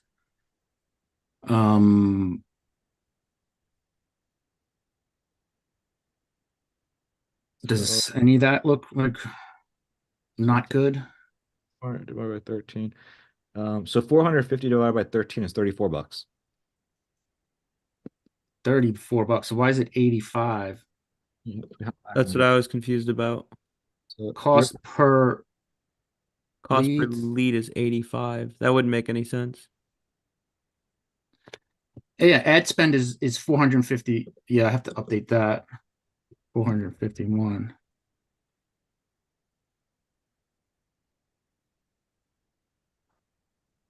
Maybe that'll change it. Doesn't it automatically update? So 13 is the number of leads. Consult calls that's the number of people that book a call. Right. So, Yeah. so 13 people put their name, email, phone number in. How many people actually booked a call? Where would I get that number be in the pipeline? You could, yeah, Yeah, that would be in the pipeline, and that was 13. because if 13 people gave their name, email, phone number, how many people actually like booked something in the calendar? Again, I don't. Here, this is the inside the so here, these are booked sales calls. So it's like 1, 2, 3, 4, 5, 6, 7, 8, 9, 10, 11, 12, 13. We got 13 people that became leads. 8 of the 13 have scheduled a call with her. Uh-huh. And then 2, she's had sales calls with 2 of them. Yeah, 2 of these have been sales calls that let's see if they booked. Miley Scott.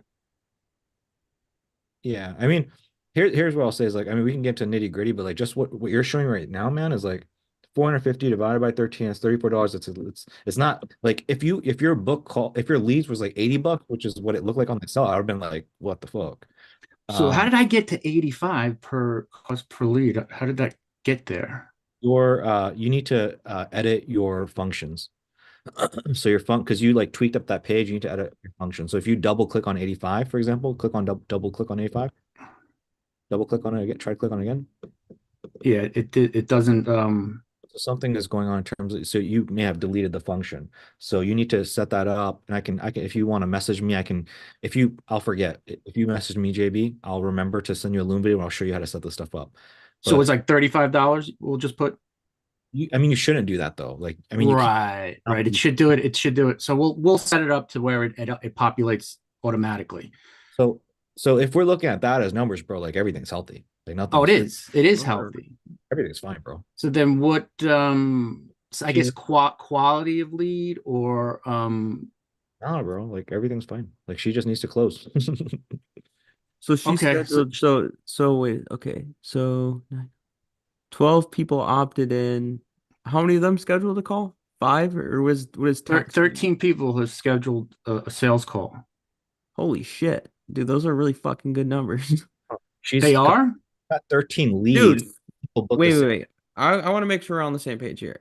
When it says schedule call, like there's a difference between a lead and scheduling the call. So if the scheduled call is like they actually went into the calendar to book a consultation call. So if we go into the contacts or any of these people, like say Miley Scott, like we're gonna see that they canceled. She canceled, but they did. Oh, but the appointments. These are really good numbers, bro. Like I don't know. They did book a call. Great. All right, so this is what I need to know. I need to know if this is healthy, if it's not healthy, because they're booking sales calls. It's just like a lot of times so far they're not showing up. So now I gotta get nurturing.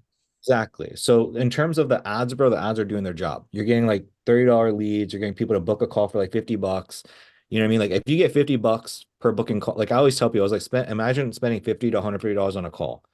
If you stay within those numbers, you're very healthy. And we're obviously there. We're $56 per call. So what she's got to do is this is all nurturing. It's all like having a conversation, getting people on the phone, messaging people, going back and forth. Like that's an art. The nurturing part, the texting. Yeah. And some of these have been good nurturing where like I've been doing the nurturing. Like I'll text them and I will, they'll text me back and they'll say, oh, this is going to be, this is what I need. I need this in my life, blah, blah, blah. And then they just kind of bounce on the, see like this. Yeah, look, I nurtured them. I said, it looks like you answered the right question. I really like the answer. This is a transformation. Thanks. She responded, I really need to feel beautiful. And then thank you. She responded again. And then it kind of, I can't, Wait, what the hell is she talking about? She doesn't have a ride. I can't come. I have no ride. What, it's like She thought it was a physical. That's right. She thought it was a physical meeting instead of a phone call. She said it's not an in-person call; it's a phone consultation. So that was a little confusing. So okay, so some weird shit, and then some of these people would automatically just start blocking her like out of nowhere. So quality, maybe. No, dude, it's nurturing, bro. Like, so if I'm, you have to rework how you're nurturing these people and what you're saying. So at the very beginning, she's saying, oh, I need to feel beautiful. It's like, awesome. I'm so glad to hear that. I'm excited to get you on, have you speak to Chanel. Yeah, totally. At 2 p.m. Do you have a quick 2 minutes for me to ask you a few questions, for example? She says, yeah, you hop on a call, ask some qualifying questions, get her hyped up, really? get her excited, and then get her excited to have a conversation with Chantel. You got to try these kinds of. Oh, okay. Right now, what I'm seeing is you have a conversation with her, and I bet you, like, you had a conversation with her, she's not thinking about it. I need to do a discovery call then. Maybe. What I'm telling you is, like, if I'm looking at this conversation, what this tells me, if you scroll to the top, bro, she's, hey, whatever, I'm excited to do this thing, da da da. Thank you. I really need to feel beautiful. She's like hot and heavy right now, bro. And what day is totally hot. Scroll up. What day is this? You mean where it started? The 7th? This is February 9th. So it started on the 7th. She booked for the 11th for the call. And then so the 8th and the 9th, I was nurturing. And she started on the 7th. She booked for the 9th, the call. And then the 9th came and she was like trying to get a ride. It's like you're having a conversation issue, and there's like 2 days of silence, and then she's trying to, like, it's like, hey, you got this thing. It's like she needs to be nurtured. Can't have the silence. Can't have the 2 days of silence. Yeah. I mean, I'm just looking at this. I'm like, this is the part where you got to figure out, JB. You got to figure out what that conversation needs to be like to get her warm. I don't know if it's the ad. I don't see that. I want to know if the ad is working. So we're saying the ad is working. The offer and the ad and the opt-in, that's all good. So it's just now the nurturing. I have to work on the nurturing. That's what I needed to figure out. Where do I need to put the focus on? And so the nurturing is where we're at. The leads are coming in. It's working on the ads. I'm only doing the and I was just doing the moms. I was just doing the moms, and I turned on the rest of the ads just so I can maybe get her more action. But really, it was the moms that were really bringing in the most action from that. So that's all okay. So I can. If I'm you, whichever is getting the lowest cost per lead and they're decent quality leads, I'm going to use that. So, for example, I'm looking at this right now. It looks like your cost per click is like $6 for birthday event, and it's $2 for single moms. You know what I mean? Like, it's literally 3 times more expensive for a birthday event. Like, I would turn that off if that's not getting you drastically better leads. Turn it off, yeah. So the $6, the stories I had to get rid of, and then just keep these 3 because they're about the same, $2. Well, the Chanel is $3.42, so I probably could shut that off, right? Shut that off, yeah. And then I would just go all in on these, and then maybe you can slowly increase the budget by 20%. Yeah, I did. I was like, I started at 15, then I went to 20, then to 25. So that's as long as your lead cost, bro, here's what I would be looking in terms of I'm at 30. I'm at 30 for the moms. Yeah. So, like I don't know what your budget is for her per day, but like I would try to get up to that budget and then just chill, bro. And as long as like the numbers, she gave me $1,500. She paid me $2,000, and I'm basically going to use the whole entire thing on her ads. Like Mason said, just use the whole thing and get as much data as possible and try to get her as results as possible. So just use it all, take no profit, which is what I'm doing. So she paid $2,000, and I made 3 videos for her, and I'm cutting all the ad spend. So it's all coming out of everything she spent is just going straight into her thing. and also my pocket. So Yeah. I'm paying to get this thing off the ground. Just a few things, because I don't think it's necessarily black and white in terms of like what Mason's advice was to you. I think he kind of came to it from an angle of like, bro, you're in a place of giving, not taking, not keeping. We're in a place of learning. So he's not necessarily directly saying like, yo, spend all 2 grand. He's saying like, spend enough that you can learn at a reasonable rate. And you kind of see him shaking it, nodding his head. That's where he's kind of come from. It's like spending, like, don't like the 2 grand that she gave you, maybe pocket 500, maybe pocket a grand, maybe pocket 7, big pocket, whatever you need to pocket. But like, you need to be learning at a reasonable place. And so what I'm willing to spend it all. That's what I'm saying. what I'm looking at here is like the ads look fine. It looks like you've got a pretty good understanding of things in terms of looking at the numbers. I'm looking at the Excel sheet. The Excel sheet looks fine. Now, if I'm you, I'm gonna make sure that you're nurturing her, like you're nurturing or she's nurturing. Somebody's got to be doing the nurturing. I said I would to take the load off of her so she didn't have to do the work. But if the nurturing sucks balls, bro, she ain't gonna make no sales. So I don't think the nurturing sucks balls. Well, in other words, it needs to happen. In other words, like that wasn't the area I didn't know that we were going to focus on. So, as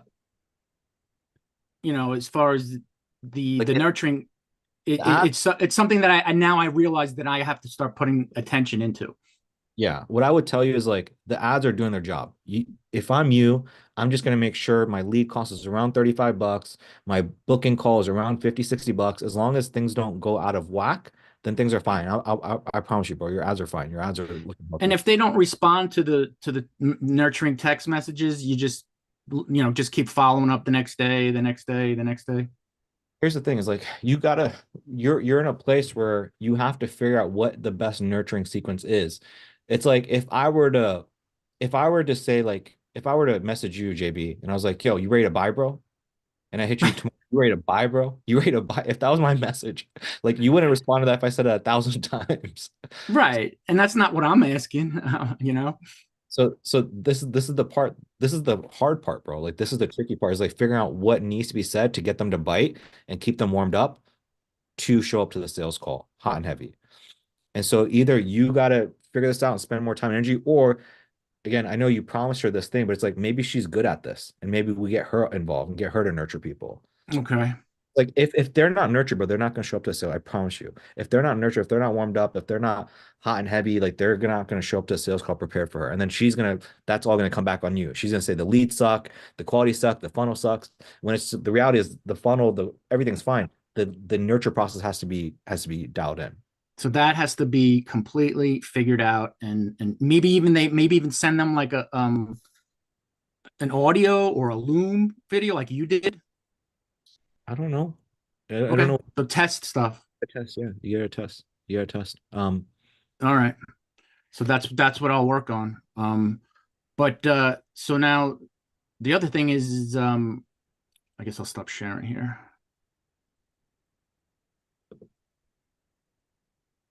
You with me? With you, bro. Can you see? I can't see you anymore. Hold on, I gotta pull up the Zoom. Where'd you guys go? Can you I stopped sharing, right? Yeah, we can see you.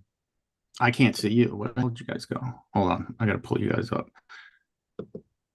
Where the heck did you guys go? Anyway, as far as me now, I have her. She answered 10 questions out of like the 25, 30 questions that I asked her. What now? Yeah, as far as me getting this thing built out and being behind, I need to get back on the actual track here. So what do you mean, like building out your niche funnel? Yes. Yeah. So in terms of building your niche funnel, everything that you need to start with is in Trello. Right. So that's what I need to start like getting through, because like I got to get you the questions answered so you can look at the answered questions, correct? You answer the question, do what you need to do in terms of research, and then you go through a Trello and you start typing up scripts. And then what I'll do is I'll look at your scripts and I'll finesse them, I'll tweak them up for you. Okay. So I'm gonna create scripts. Yep. Based on her answers. Yep, exactly.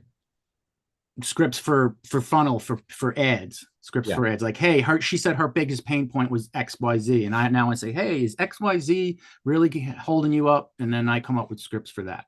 Exactly. So you want to come up with some scripts like so basically, I don't know if you were here when I was kind of telling Tony and Adam, but it's like we're in the process for them of like just figuring out a few different ads. We're throwing stuff at the wall and just seeing what these boudoir photographers resonate with. So yeah, it's like, hey, are you a boudoir photographer? What if I told you we can get you XYZ without X, ABC and all these things that you hate? If that's something that's interesting to you, click the button below and schedule a call with me, for example. Like maybe that's an ad angle. And that's before we start building funnel. Yeah, so you need to type those out, and then you need to type out like your thank you page script, and then from there, my job is to go in there and review your scripts. And then I usually what I do with everybody is I tweak them up, and then I create Loom videos for them. Like, yo, JB, here are the 5 scripts you have. Here are the tweaks I made and why I made those tweaks. And then if you feel good about it, then you go out there, you film, and then you build your funnel. Okay, so just write the scripts right now. Just write the scripts, and then we'll create. Well, then the creative will come after that, like the whole like the the visuals and the videos and all that stuff. Yep. Okay, write the scripts. Okay, and then jump into the Loom. Now? Can you send me the link to the actual Loom, because I haven't been introduced to it. To Trello? I know you've showed me. Yeah, the Trello. I'm sorry. Yeah. If you message me, JB, if you just message me inside Slack, remind me, please, and then I'll you should actually you should have it in your email, bro. If you go into your email and you just search. I'm sure I do. Yeah, I'm sure I do somewhere. Go into your email, bro. Type in Trello, and that should take you right to it. And if you can't find it, let me know, and I'll help you. All right. So then, so that's what I'll do. So at least I know now what I need to work on as far as the ads, because she is getting leads and she is getting sales calls, consultation calls booked. We just haven't closed anything yet. Is she barking up your tree? She's being patient. She's being workable and not freaking out or anything. And she's just like certain people they canceled, or people like some weird shit, like she was trying to drive there. So of course she's she's basically kind of signaling like quality is not quite great. So I said, what I'll do is I'll put an extra question in the opt-in form to just kind of maybe get them to understand that there's an investment that's going to be needed. So just to weed out maybe some of the unqualified leads. So I was like, just so you don't have people showing up that have $0 or don't think it's totally free, which it's not, because the funnel clearly makes it all clear that there's an investment. You should have your credit card. There's going to be a deposit. So, it's Michael's thing, and we followed that. So it does really state like all those things to make it clear that this is an investment. So, but I'll add one more thing just to. So here, my suggestion is this. My suggestion is don't add one more thing. Okay. Yeah. Leave it as is, because I might screw it up. It's not that you're going to screw it up. The reason I bring this up is this is a lesson for you, JB, and this is a lesson for everybody. Literally what you're going through right now, every client is going to give you that shit, which is the leads suck. Everybody's going to say that always. And it's not that the leads suck. It's because it always goes back to a nurturing process. I will tell you, everybody right now, everybody has the same experience. It's like people buy the low ticket thing, and some people go through the course, some people don't. When I send them the voice, I'll tell everybody that hear that the experience this. Who has experienced this? Jake. I did. I remember. I did too.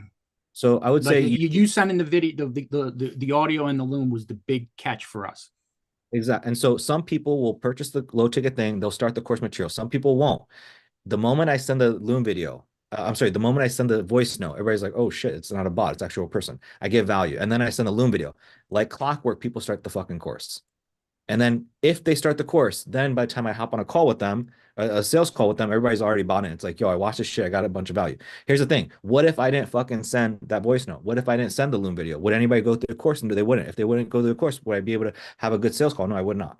So what does it all boil down to? Is it the ad? Is it the funnel? No, it's the nurturing. That's the artistry. So, and we might need her to do it because her voice, her personality. Bingo. So this is what I'm ultimately getting. It's like either you got to figure this stuff out, JB, and I'll be honest with you, like this is extremely challenging. It's very difficult to figure out.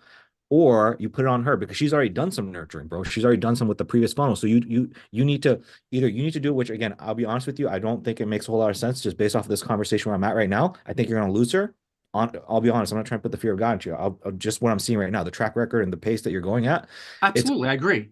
she's gonna pull your hair out, bro. She's being patient, but then she's gonna blow up. I see this all the time. She's gonna bounce. And so if I'm you, if you can convince her to be like, hey, Jane Doe, here's what I think we should do moving forward. I think I'd like to put you in the driver's seat because you could be more close to the chest. I'll focus on driving the leads. I'll focus on make sure the numbers are looking good. I'd like to pass these over to you and let you do your thing. And here's what I think needs to be done. We need to nurture them to get them warmed up before the actual call with you. Yeah. And she's got to That be could be text or it could be a phone call. and she's got to figure that out. So she was kind of like, Or it could be a Loom video, it could be anything. so yeah, this is the part where again, it took me a long time to figure this out. Like, I'll be honest with you. When I first had the low tech phone, you know what I used to do? People used to buy, I used to invite them to these coaching calls. Think about how different that is than your experience. They would just watch one of these? So I would literally like have a conversation with people. I would when people bought, have a call, give them value. Yo, I'm doing this coaching call. Check Monday. out this call. They come on Monday, and then that was it. There was and it didn't work. And guess what? I did that with, I don't know, 50 people. You tested it. Yeah, and didn't work. And then I went to phone calls, try to call people, didn't work. Then I went to text, didn't work as well. Then I went to DMs. Okay, that's what it was. So it's like testing out a bunch of stuff, and it takes time. It takes a lot of dollars and times to figure out the secret sauce of nurturing. So what I'm saying is, like, here's the thing. I could tell by her language, she gets it. The messages that you sent me of her conversation with you, where she told you, like, yo, when somebody opposite, I do this, and then that happened, and they say this and that. Oh, she gets it. Gets it. So my suggestion is to get her to do this stuff and let her figure it out and support her. Okay. That's so we just got to come up with a way to nurture him, whether it's the text, whether it's this, whether it's audio, whether it's a DM, whether it's, any variation. We got to start playing around with stuff in order to get them warm, hot, and ready to do something by the time the call comes. Exactly. Okay. All right. That's it. That's all you got to do. That's work. Okay. How you feeling? Any clarity? Yeah, no. This is totally what I needed, because I needed to know that the ads were working. I needed to know that the numbers were okay. That's was the most important thing. Like, is this good? Is this okay? Because if it's not, then maybe the ad sucks, but it's not. That's not the case. So I needed that. Now that I know what we're talking about, at least I have some kind of direction to focus on. So that's what I needed. I needed to figure out what to focus on. And now I'm going to give you the ugly thing. I thought that was the ugly. But I gave you the beautiful side. Jeez. I'll give you the ugly side now. The ugly side is this. The ugly side is that this is what I told you a month and a half ago when you took her on. I said, hey, bro, her ads, her previous marketing agency, everything works. She's bitching and moaning about the shit that she needs to do, which is actually nurturing people. So she's going to be bitching and moaning again. Right. Because there's nothing, you're not doing anything significantly different than the other agency.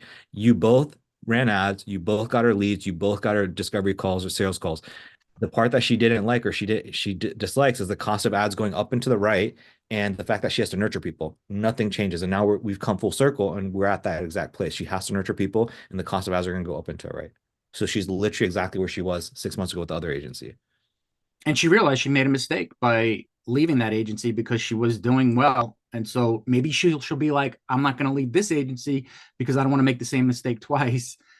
That's what I'm hoping, as long as I could at least keep the leads coming in and get something booked. I mean, I got to get her something booked within 30 days, You got to make her realize what I'm kind of like preaching here, which is like, dude, you got to get good at nurturing, and it's all about sales, and that's it.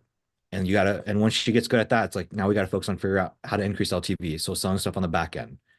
And then, hey, the cost of ads are going to go up into right. It's inevitable. I could talk her. I basically can talk her into doing what you're saying. I could do it. I know. Because it's her business, and it's her baby. It's her lifeline. It's how she puts food on the table. She'll eventually do whatever it takes. Yeah. So that's it, man. All right. I guess it wasn't that ugly then, after all. No, it's pretty much right in line with where I knew where I was at with it.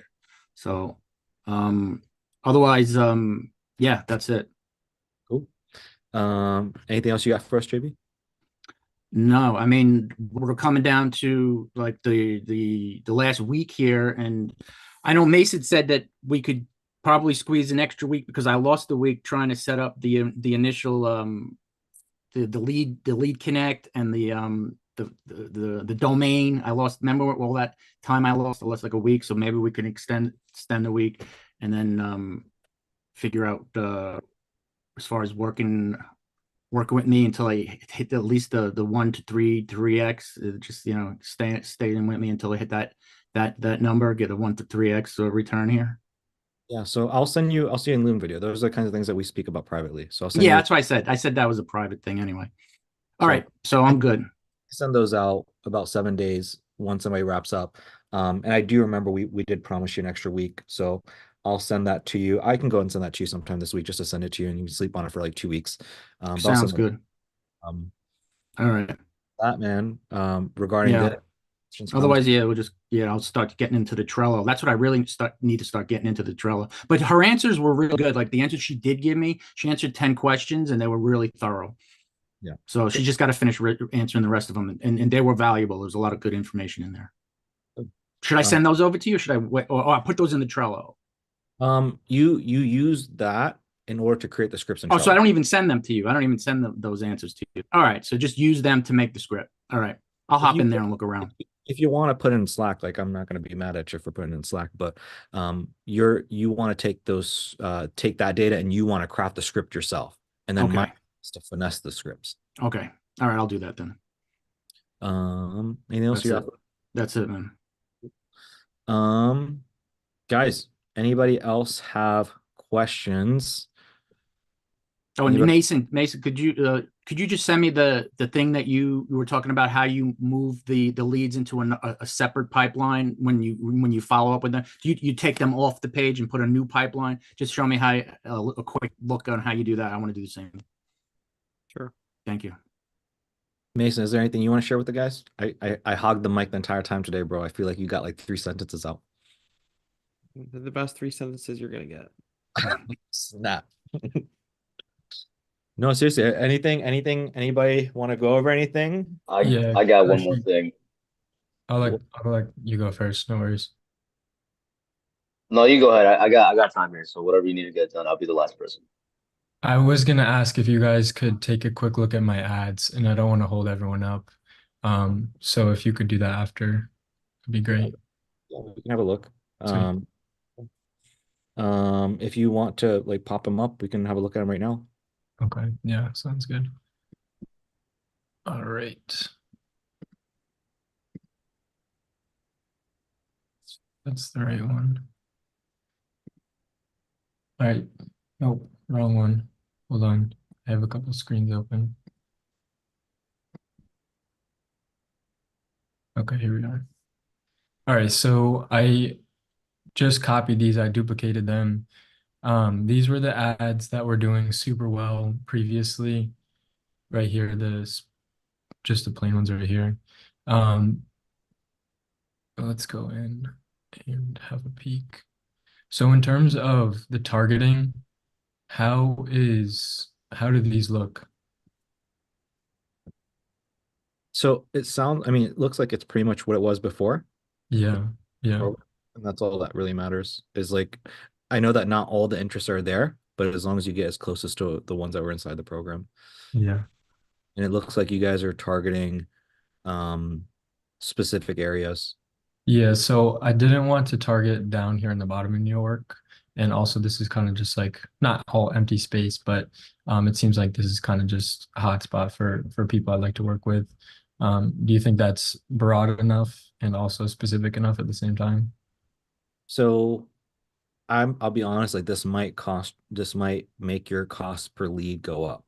You know what I mean? And so again, it's just like I know I sound like a broken record, but it's like it's not really about who you want to work with, bro. I promise you. Sure. It's hard to wrap your mind around that for some people, but it's like it's really not. It's just Sure. if it costs, you know what I mean? Like if the cost per lead is fine, then keep it. You know what I mean? Yeah. If I were you, if you want to run with that, we can run with that and see what happens on Wednesday. And if your cost per lead is $20 or lower and you're cool with that, then we'll rock with that.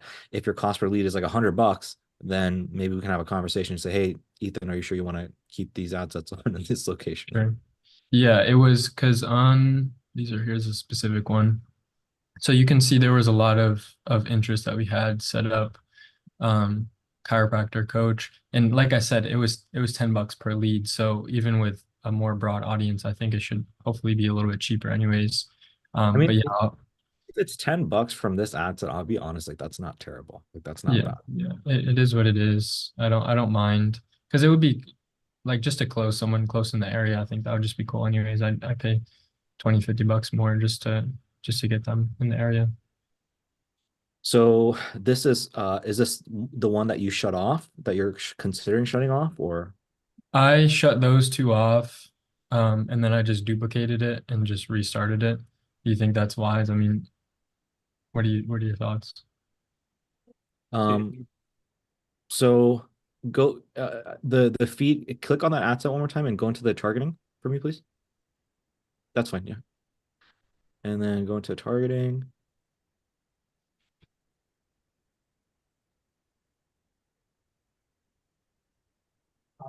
So those are the three interests. So it's only three interests. That here, let me go to Mason, are these like the only interest? Okay. that. I just cut that one off. I just There made that should be, there actually should be more in there, Ethan. Okay, so it looks like we've got like 4 interests there. Yeah, I can go back and rewatch the material as well. Yeah, you want to get like 8 to 10 in there. Well, that's what I did with the more specific one, and you said not to go as specific. Click on that one. Scroll up. Scroll all the other way. That was the top. Oh, So you're saying scroll up. No, you should have no. You should have had more in there. so this one we can ignore this ad set. This ad set, let's ignore this for now. Let's go to the ad set that you were just on. Okay. And so this ad set, it looks like there's like 1, 2, 3, 4 4 kinds of interests. Yeah. It might be just fine. Like it honestly might just be fine. But like inside the course, I'm pretty sure I have like 10 different interests there. And so what Okay. you want to do is you want to do as many of those interests as possible because that's the targeting that I know works. Okay. Because this interest like combination may or may not work as well as that. Let's go ahead and close out of this, and then let's go into the very bottom ad set that's got $4.24. Yeah, let's click on edit. And then let's go into the targeting.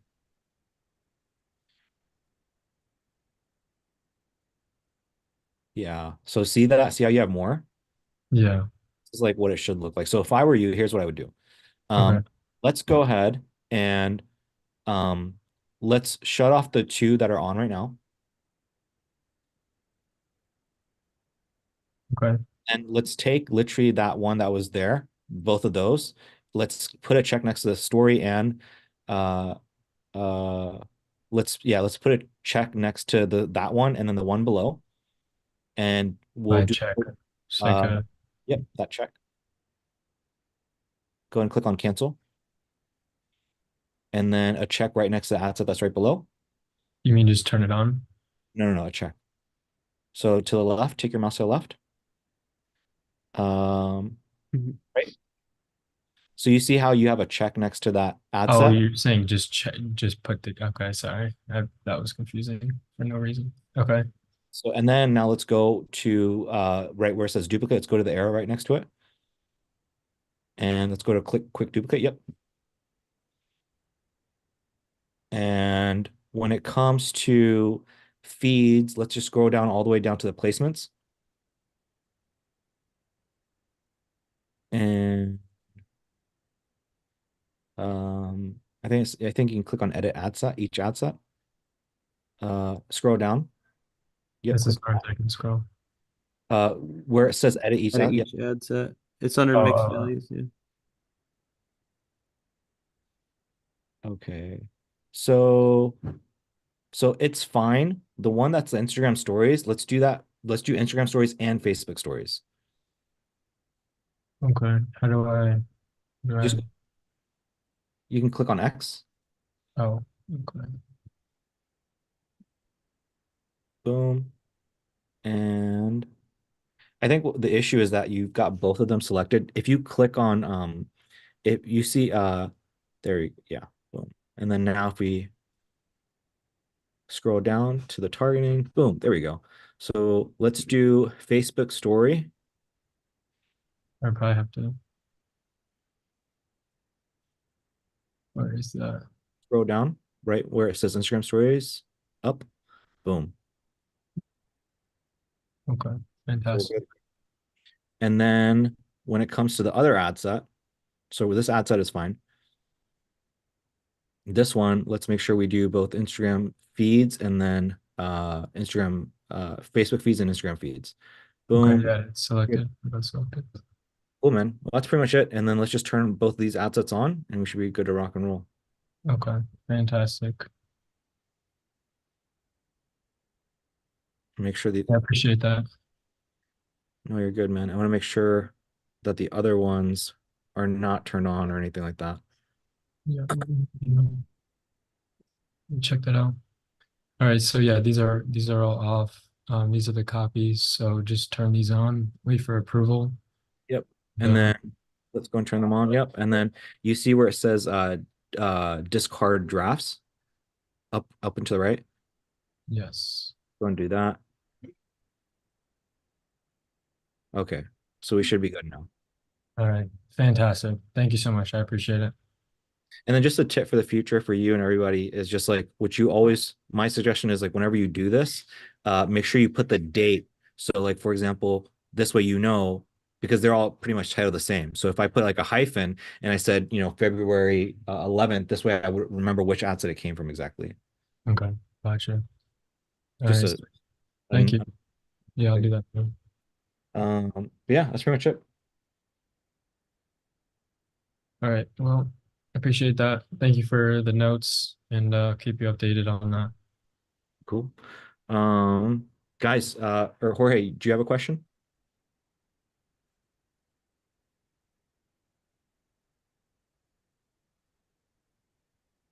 Hello? Yeah, one second.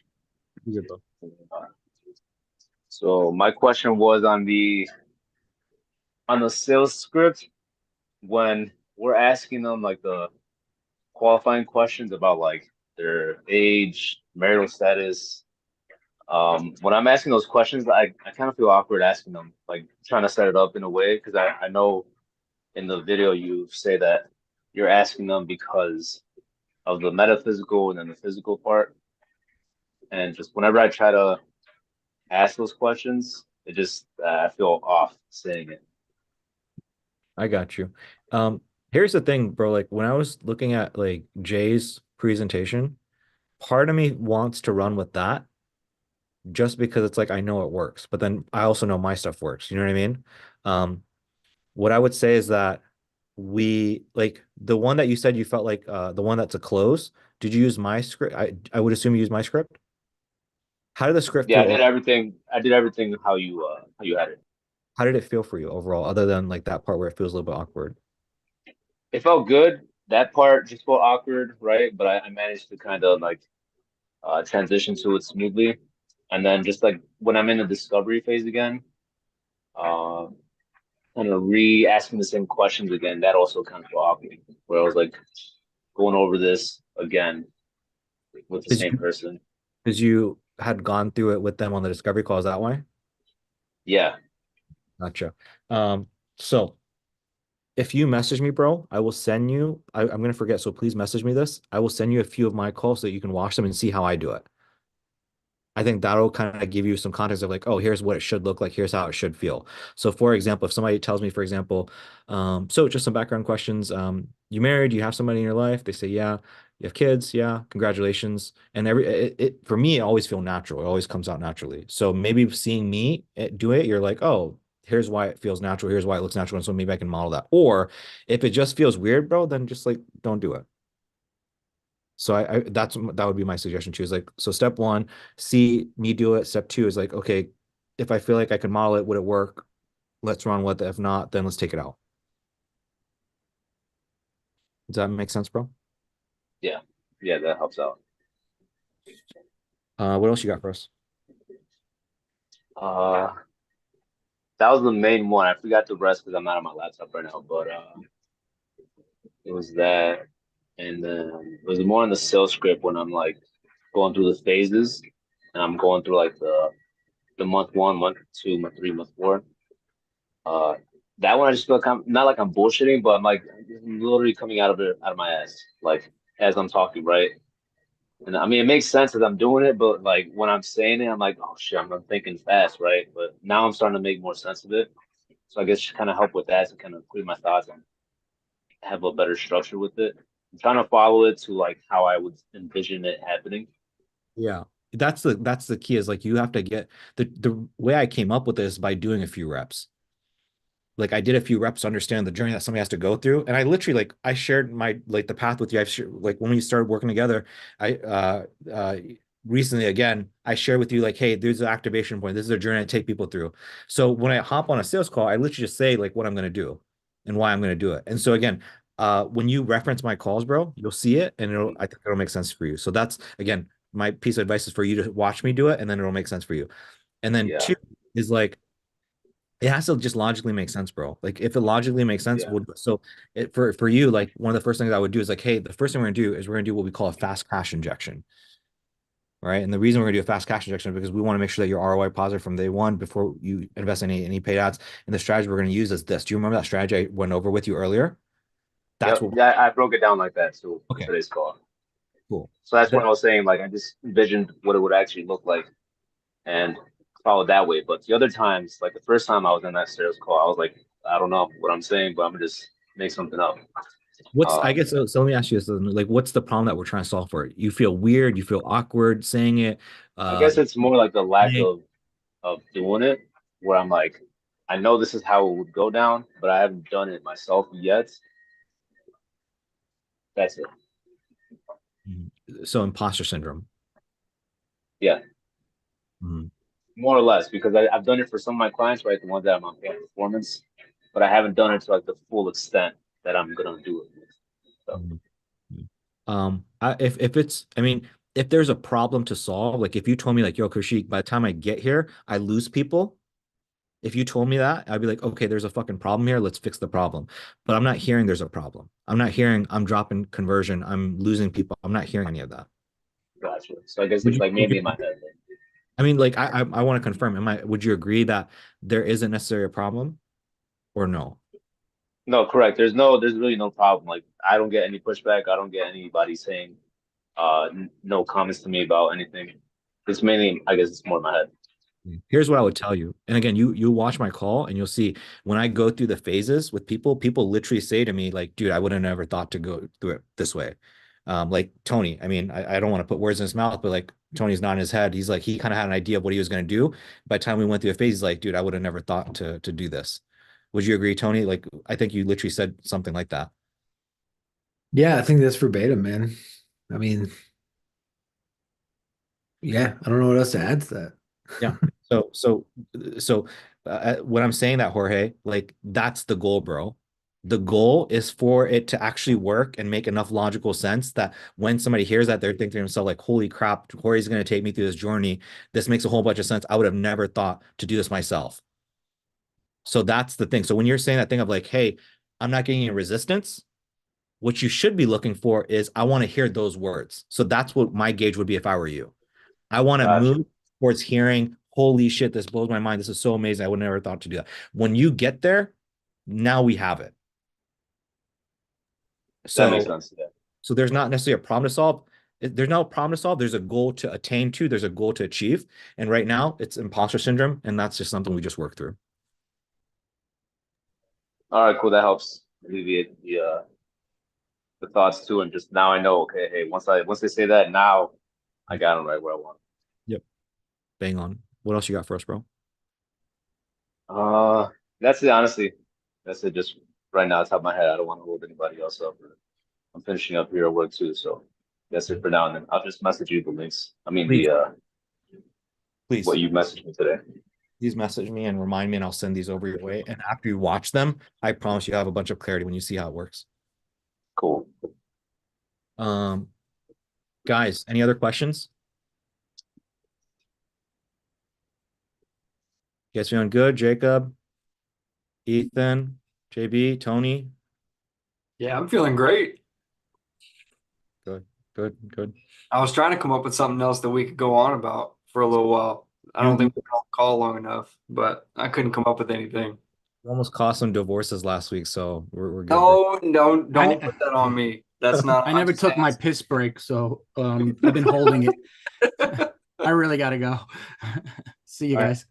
All right, y'all. We'll see you guys next week. All right. Peace.